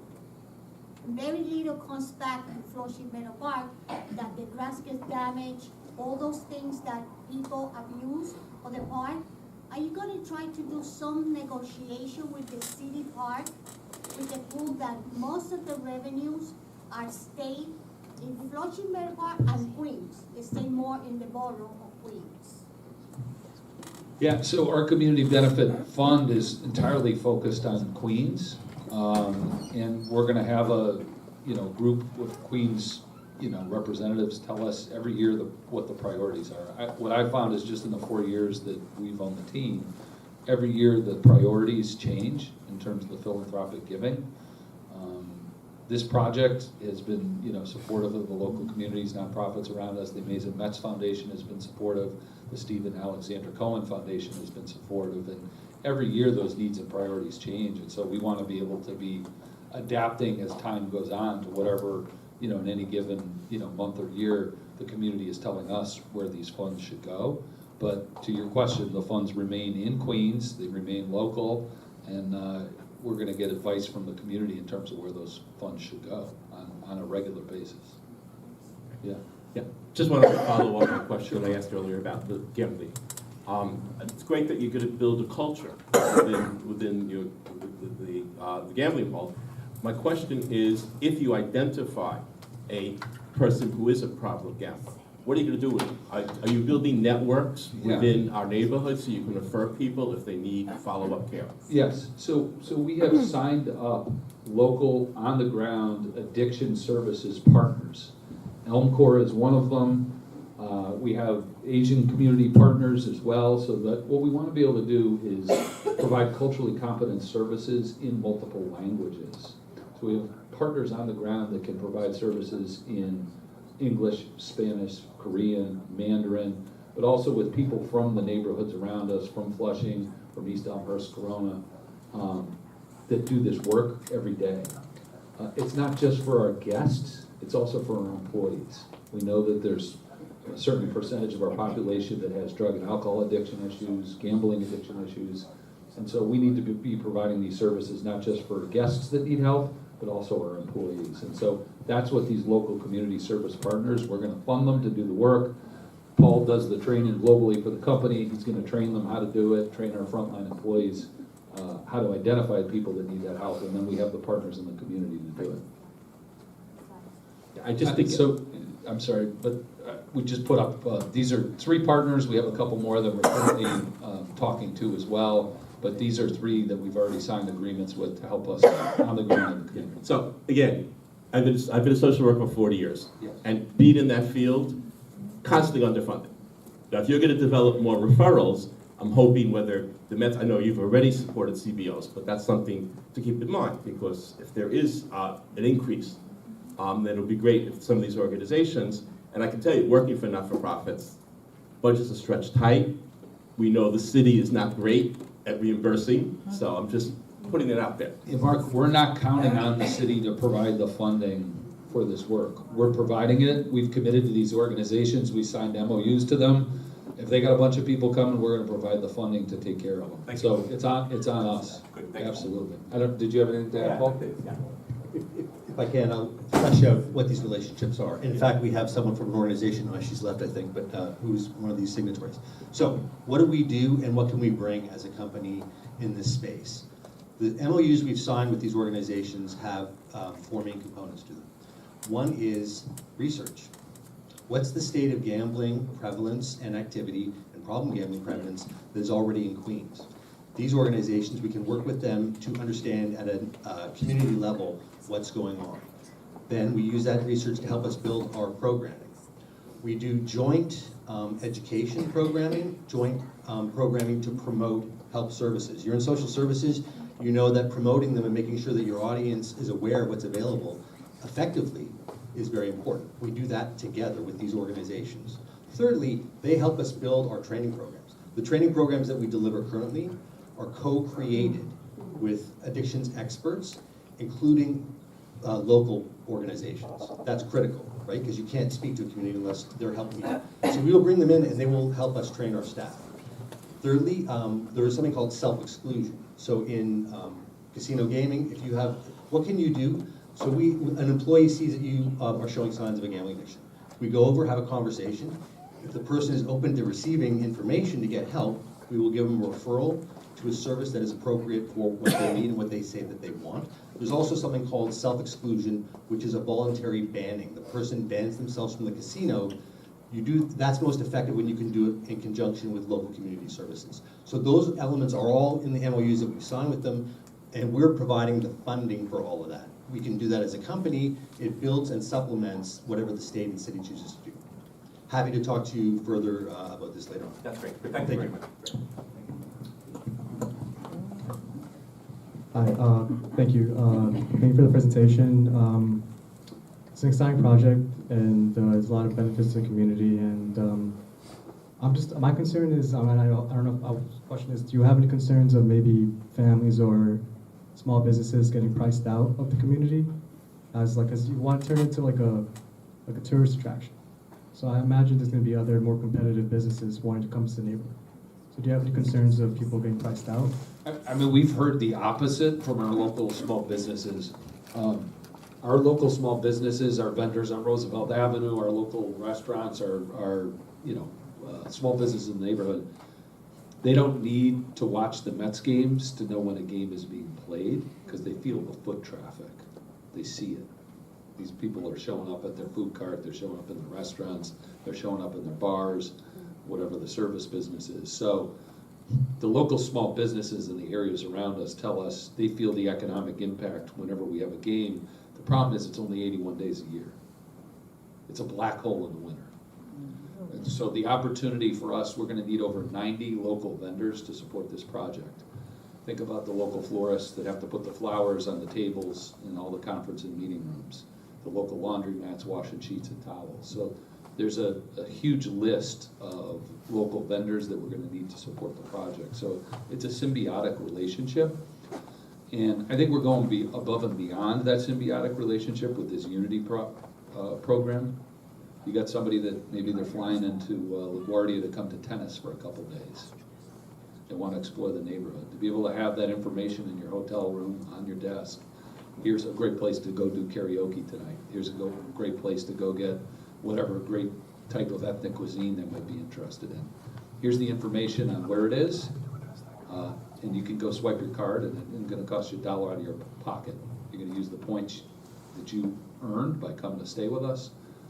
The restaurant owner swipes their card, they get the cash from us, and our guests get a free meal, free entrance into the Louis Armstrong House or a local cultural institution, whatever it might be. So I think we can directly allow these great sports and entertainment venues to benefit Queens. What happens today? I hear this all the time, especially around this time of year, just after tennis.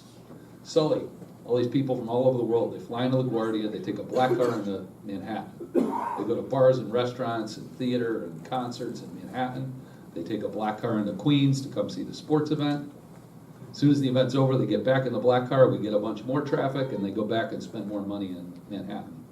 The reality is most of the hotels in the immediate vicinity of Citi Field have been converted to migrant shelters. Every visiting Mets team stays in Manhattan. Our fans from out of town mostly stay in Manhattan.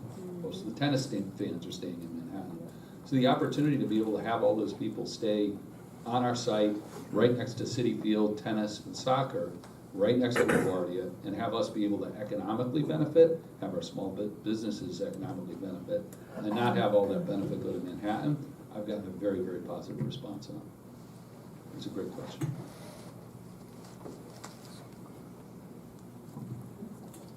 Sure. Do you have a question? Oh, sorry. I couldn't tell if your hand was up or if you were doing a little bit of it. Hi. I wanted to mention something which was spoken about very little here, and that's transportation. And there was some mention about making the train station, the 7 train station, accessible. I'd like some more information about that. And that, have you already gone to the MTA? Have you presented any of your proposals? And also, there are 2 MTA stations here, not only one. There's one for the subway, and there's one for the Long Island Railroad. Long Island Railroad wasn't mentioned at all. It's outside of the project. It's a great question, and I'm going to try to be brief. I could spend an hour just on transportation. There's a lot of pieces to this. The first thing we have to do is we have to give people something to do before and after games. We've put 140 different intersections, car counters in the neighborhoods around us. We have this surge of ingress and egress before and after games. It's a huge spike because there's nothing to do before or after a game. You don't see this problem at the Battery in Atlanta and other cities where there's ballpark villages, where there's other things to do. So the most important thing we need to do to smash down those two peaks that you see is to give people things to do before and after games. We are currently out of service on the center track of the 7 line. They're doing repairs on one side and 2 other stations. That'll be back online next April, May.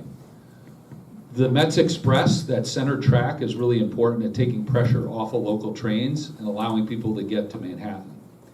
The MTA works very closely with us to queue up trains before and after games so that there's 6, 7, 8 trains waiting so that when the game lets out, there's plenty of cars to take people back.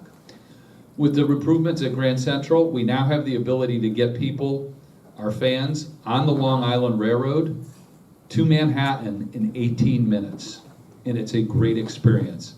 And what we saw this season is a modal shift of people coming off the 7 line and starting to take the Long Island Railroad to go back to Manhattan. It's fast, it's convenient, it's easy. One of the things that we're able to do when we sell a baseball ticket or a concert ticket or an event ticket is sell you parking or sell you a Metro Pass or sell you a Long Island Railroad ticket with it. We know where you live when we sell you something because we're taking your address. And so we can offer customers a mass transit option based on where they live. We would really like to bring back the ferry service that used to come to our site. The dock was damaged during Sandy, and almost every listening session we do, we hear from the local community, bring back the ferry. Run it out to Long Island, run it across to Connecticut, run it to Manhattan. People want to be able to use it to commute to work. Have it stop at LaGuardia also for people coming from those locations. Instead of driving their car, have them take the ferry to the airport. We've done a lot of work on the local transportation network by pedestrian and bike. Jim Burke, who spoke earlier, is with a group called Transportation Alternatives. Literally ridden around in the golf cart with me, looked at the different grade crossings, the curbs, ways to make the area safer to get to by bike. We recently brought in City Bike. It's been a big improvement of our fans and day of game workers to be able to ride their bike to Citi Field. This season alone, we have knocked 1,000 cars on average off the number of cars that are coming to Citi Field for an average game through these different mass transit strategies, and we haven't implemented all of them yet. One of the major bottlenecks that we have is after a game, we've got thousands of people trying to cross Shea Road to go down to our marina and waterfront lots. The cops are stopping traffic in both directions to allow the people to cross the street. The traffic bottlenecks, it backs up down Shea Road, which backs up Seaver Road, which backs up Roosevelt, which backs up into the neighborhoods around us. We're offering to spend $20 million to build a pedestrian bridge over Shea Road to separate people from cars. It's one of the most important things we can do to avoid that bottleneck after games. One of the things that causes a mess is ideally you have certain areas where you want people coming from different places to park. Ideally, you want people coming from Connecticut and Westchester to park just north of Citi Field. Why? Because after a game or event, you want them to get immediately on the Whitestone approach ramp and out without going on a local road. One of the reasons we're asking you to do that mapping, zoning mapping, demapping action of that slip ramp, it's going to create a new slip ramp that'll take cars directly onto the Grand Central without having to go on a local road. So there's over $1 billion of transportation infrastructure that's part of this project. It's designed to keep cars off of local roads as much as possible, get them back out to the highway, get them back to where they came from. We can work with Uber, we can work with Lyft. We have this new pickup drop-off area that'll help. A lot of people for a project like this like to come by ride sharing or taxi. We can also work with Waze and the other Google Maps to name the garages based on where you're coming from. So today, if you want to come to Citi Field, you type into Waze Citi Field, you get one answer.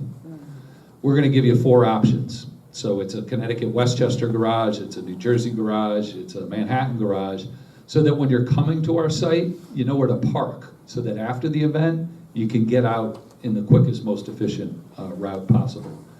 I could go on another half an hour. I know you guys don't have a ton of time tonight. If you want to do a sidebar on this, I'm happy to go into more detail, but we have a lot of different solutions because we want to make the traffic and parking situation better. It's great for our guest experience when somebody can have a great experience coming in and out. We don't want people sitting in a traffic jam. We don't want people sitting in a parking lot. I just have a follow-up on that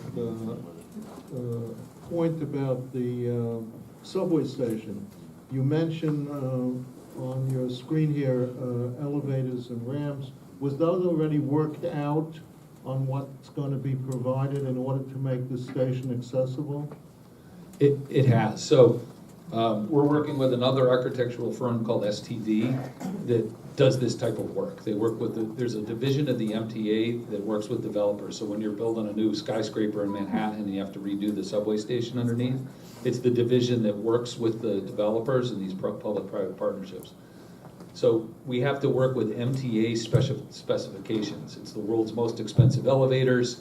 It costs 10 times what we would want it to cost. But we have to follow their specifications in order for them to approve the new station. Yeah, I was concerned whether it's ramps or elevators. We've had this, you could have ramps and have an accessible station too. It is both. It is ramps and it is elevators on both sides of Roosevelt. Just one point is that the name of the station was Shea Stadium before. Okay. It was not renamed Citi Field Station for one reason, is that Citibank didn't give. I worked for the MTA. Okay. He's giving away the secret now. They didn't give a penny to renovate the station, make it accessible. So I'm very glad to hear that after all these years, when we went from Shea Stadium and we had to think up a name, and it became Mets Willets Point without any mention of Citi Field, is the reason. That was the reason, and I'm glad, very glad, we're finally getting an accessible subway. Thank you. Thank you. Thank you. Yeah, it's been a real thorn in our side. We've been fighting with the MTA for an elevator at our Long Island Railroad station. So we are unfortunately keenly aware of the cost and made aware of that repeatedly. Quick question. Should everything go your way, when do you see this actually being fully up and running? I'm not going to hold you to it. If the state follows their timelines that they're currently describing to us, it should be open in the middle of 2029 or 2030. We have to be really careful about how we build this. We have to work around the Mets off seasons in terms of doing construction. So Steve is not going to want to disrupt the Mets soccer, tennis. So we've got to phase the construction of this. So it's going to take about 3.5 to 4 years to build. Thank you. And just out of curiosity, because you did bring up a point, and it's a point that we've kind of felt here, like our only hotel in our entire district was transformed into a very much needed men's shelter here. We've not had a problem with it, just for the record, not a problem whatsoever. But we have heard from some of our residents that, when their families come for graduations, they have nowhere to stay. So what I'm wondering is, will the rates be competitive? Will the rates pretty much be on par because you're going to be a destination? Will they be on par with sort of like what we would find, like in Times Square or Midtown, for example? Yeah, we're focusing our ADRs, or our average daily rates, to be consistent with market rates. We often run programs for off-peak times, for more accessible, and also for group business that comes in. But we're tending to be consistent with what you're finding in some of the other boroughs. Okay, thank you so much for that. Okay. I think that was all I had. Because, by the way, from a charity, you guys have asked some really excellent questions tonight. So I just wanted to say thank you to the team. I'm going to turn this back over to Keith. So I have a few questions. So, a full disclosure, I'm an architect with almost like 25 years of experience, so like a lot of these things kind of come to mind. I also focus on affordable housing primarily. So just a key thing to mention too, I think everyone's aware of the development going up next door to you guys. I believe it's how many units? 2,500? 2,500 units of housing. So I do want to point out that usually like when we deal with these large scale ULURPs, like the city tends to focus on the area itself, the housing. They don't really deal with school seats, pressures on existing parks, pressures on transportation systems. So I want to give you guys credit for actually considering that, because you'll be the ones that are feeding it. So that's actually great to know from just a urban planning, city planning perspective. I think there's been a lot of commentary on the city of Yes, for example, especially with the housing opportunity as of most recently. When you're creating extra density, what are you creating to kind of offset that? So, just want to underscore that a little bit. I have a few questions more about as they pertain to resiliency and sustainability. So I'm just curious about, like, we heard a lot tonight about community services, and that's amazing. I think I'm just curious to hear, like, are there any programmatic elements within the project that actually provide resiliency-based community services? When I saw the presentation, I mentioned like a cooling center, like in the event of a hurricane, can people like evacuate to the facility? Things like that. I'm just curious, like, if there's been any kind of programmatic thought on that. Hard Rock does this in other cities. That entire building has two levels of parking underneath it.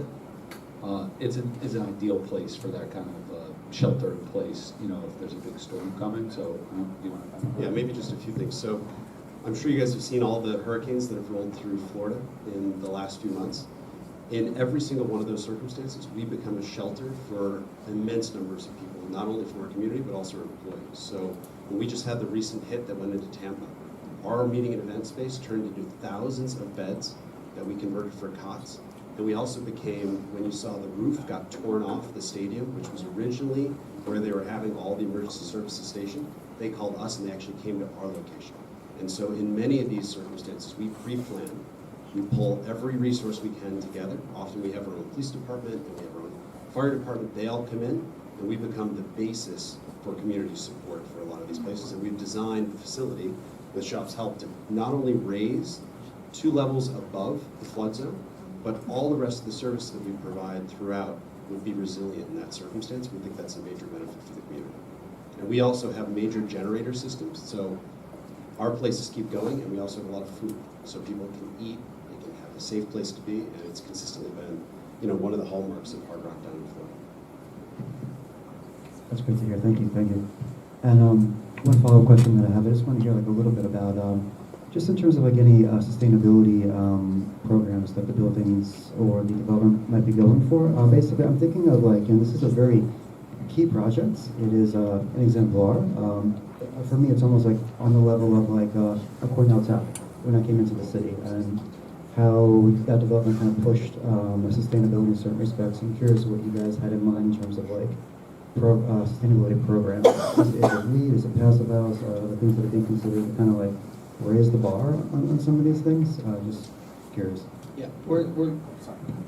Well, we put up a slide. I'm sorry, Keith, it's behind you, but maybe Greg, you could walk through. Sure. I mean, it's obviously we're still in schematic design, and working on it, but it's absolutely the goal of the project. I mean, first of all was getting everything out of the floodplain, getting all the mechanical equipment out of the floodplain, having something that's resilient, and having the on-storage tank. So it's everything from filtration, from capturing the rainwater, storing it on site and using it to irrigate the park. So the reuse, the detention, filtering, and just really thinking also about the heat island effect is a huge part of it. And obviously we've got to just deal with all the energy codes on the hotel buildings themselves, sound issues. So you know, we're fully involved in making it as resilient as possible.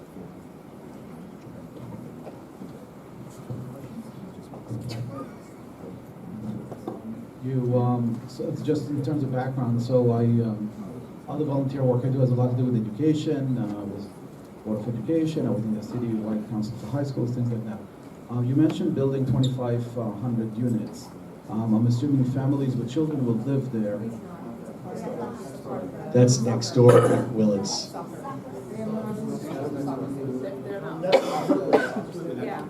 That's not part of your... The only thing I would say is the affordable housing is to the east of City Field across Seaway. When you look at what's around it, there's no green space. So to the extent there's kids in any of those 2,500 units, you've got chain link fence lots that are polluted. These are the automotive repair shops you guys probably know when you think of the area around City Field.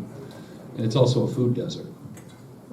So if I miss lunch, if I don't go to the Mets cafeteria by 1:30, I can't get food anywhere at Willits Point. So while we're not building the affordable housing across the street, the project creates the green space for the people that'll be living across the street and also creates affordable food options. Thank you very much. Well, thank you, everyone. So we're going to turn to a committee discussion. So if folks want to stay, you're welcome to. But basically, we'll just go to have the conversation amongst the community for recommendation. I make a motion to recommend I make a motion that we support the zoning changes.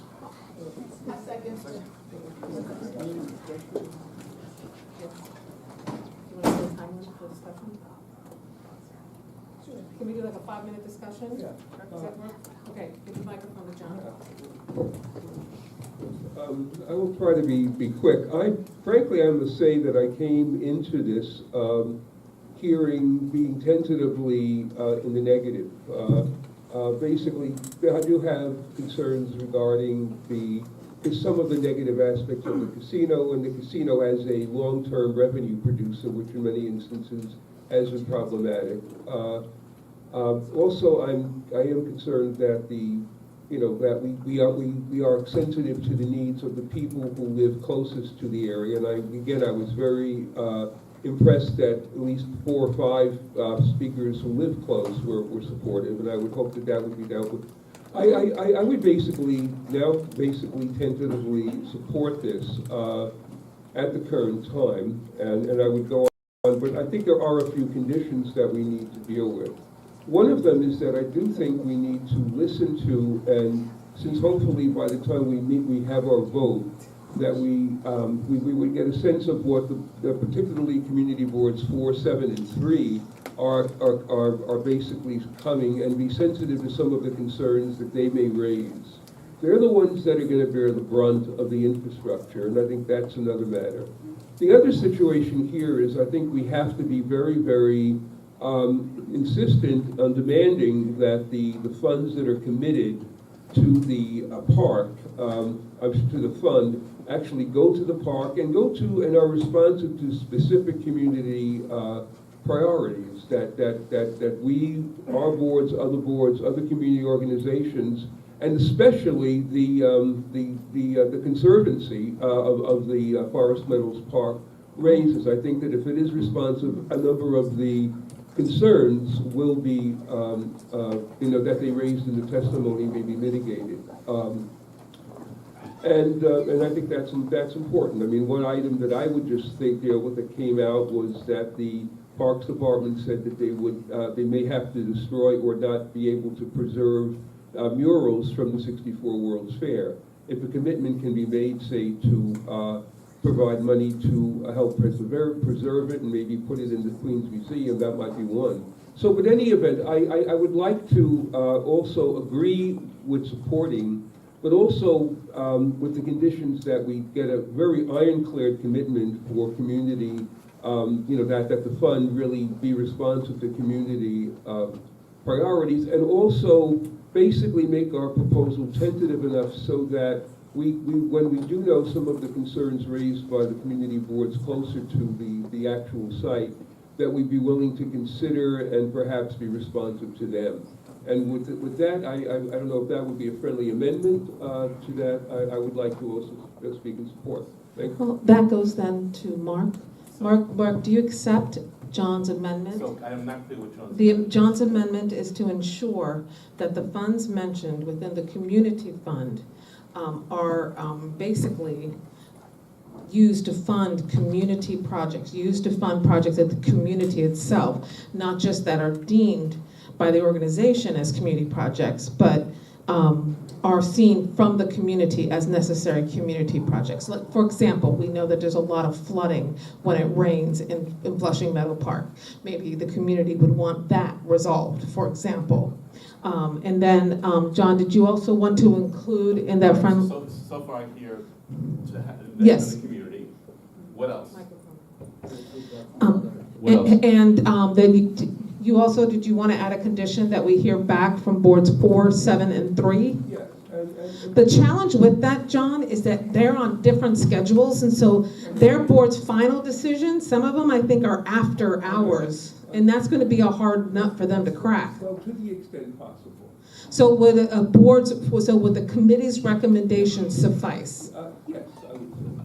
So, and all committees will have met prior to Okay, us. so there's two parts to the amendment. So one, to invest in the community, and the second part is to wait until we get feedback from the other community boards? No. To go ahead with the recommendation, like you were saying, to support, should everyone vote on it, but that we, how would you say that, John? That we be responsive in considering the recommendations that the three boards.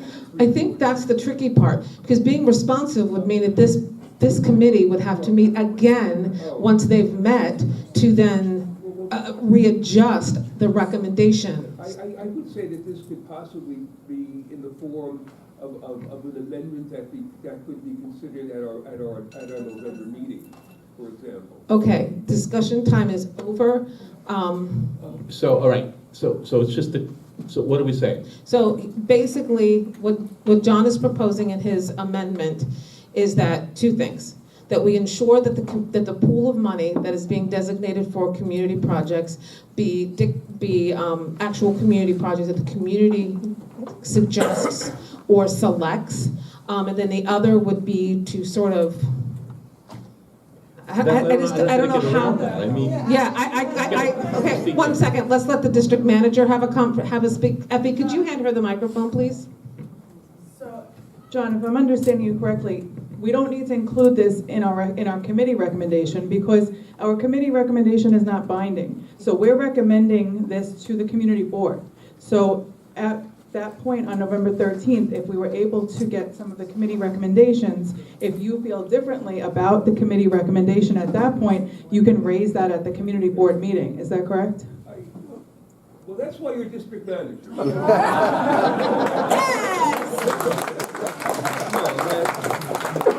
Yes, that would be, and I would hope, Christine, that insofar as you get a sense of where the boards may come from, we could also communicate that also. Okay. All right, so basically we're just at Yes. investing in the community. Yes. I accept that as a friendly amendment. I did reach out to some of the boards already, but as you read, some of them didn't take votes at their committee meetings. Right. So they're having another meeting, and Board 7 is having additional meetings. Yeah, and this is part, Christine is really trying. And we both have, part of the challenge is not every board functions as we do. Like, most boards don't live stream like we do. Most boards don't.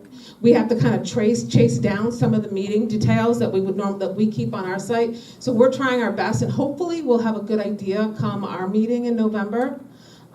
So Mark, you're cool? I accept the accept John's amendment as a friendly amendment. Okay, talk into the mic so we can That's have the it on the motion thing. now. I guess the motion now becomes to accept, we recommend the zoning changes as proposed, and then we're also asking the Mets to invest whatever funds into the community that is affected by this, Yes. Okay, do we have a second to that motion? Okay, Gladys is a second?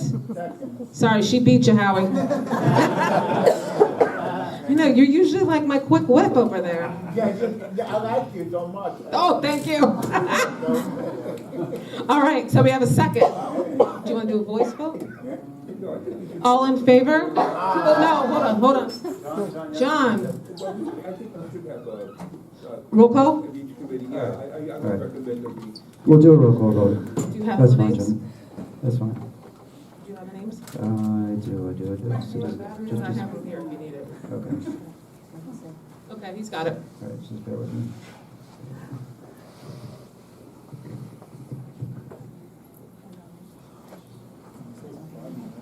And just to John's point, and not in a refutation of that other point that we just talked about hearing the advisement of the other community boards, I do want to just kind of mention to the committee that like we did just recently vote on City of Yes, a citywide text amendment on items that have to do with zoning districts R1 through R7, which may or may not be in our district. So while John's point is valid, I want us to also keep in mind that we are not, we've done this before in terms of considering things that are outside of our district in the best interest of the city. So, all right, so with that, Anicia. Yes. All right. Kavish. Yes. Salwa's not here. Peter's not here. Howie? Yes. All right. LT's not here. Latrice? Yes. Yes, we do. John? Yes. Okay. Myself, yes. Mark? Yes. Salva's sick. Sherry? Okay. Gladys? Yes. Okay. Herb? Yes. Eugene's not here. Ephraim? Yes. Okay. Yes. Edward? Can I say with condition? Yes Yes or or no? no? Yeah. Yes or no? Yes. Okay. Andrew? Yes. And Ida? I'd like to abstain. How? I'd like to abstain. But why? How so? Because I think because you missed part of the presentation. I is that missed, it? I'm sorry that I missed the presentation. I was wondering when I was going to go out to try to find a meeting. But my biggest concern was flushing the park is that it's in neglected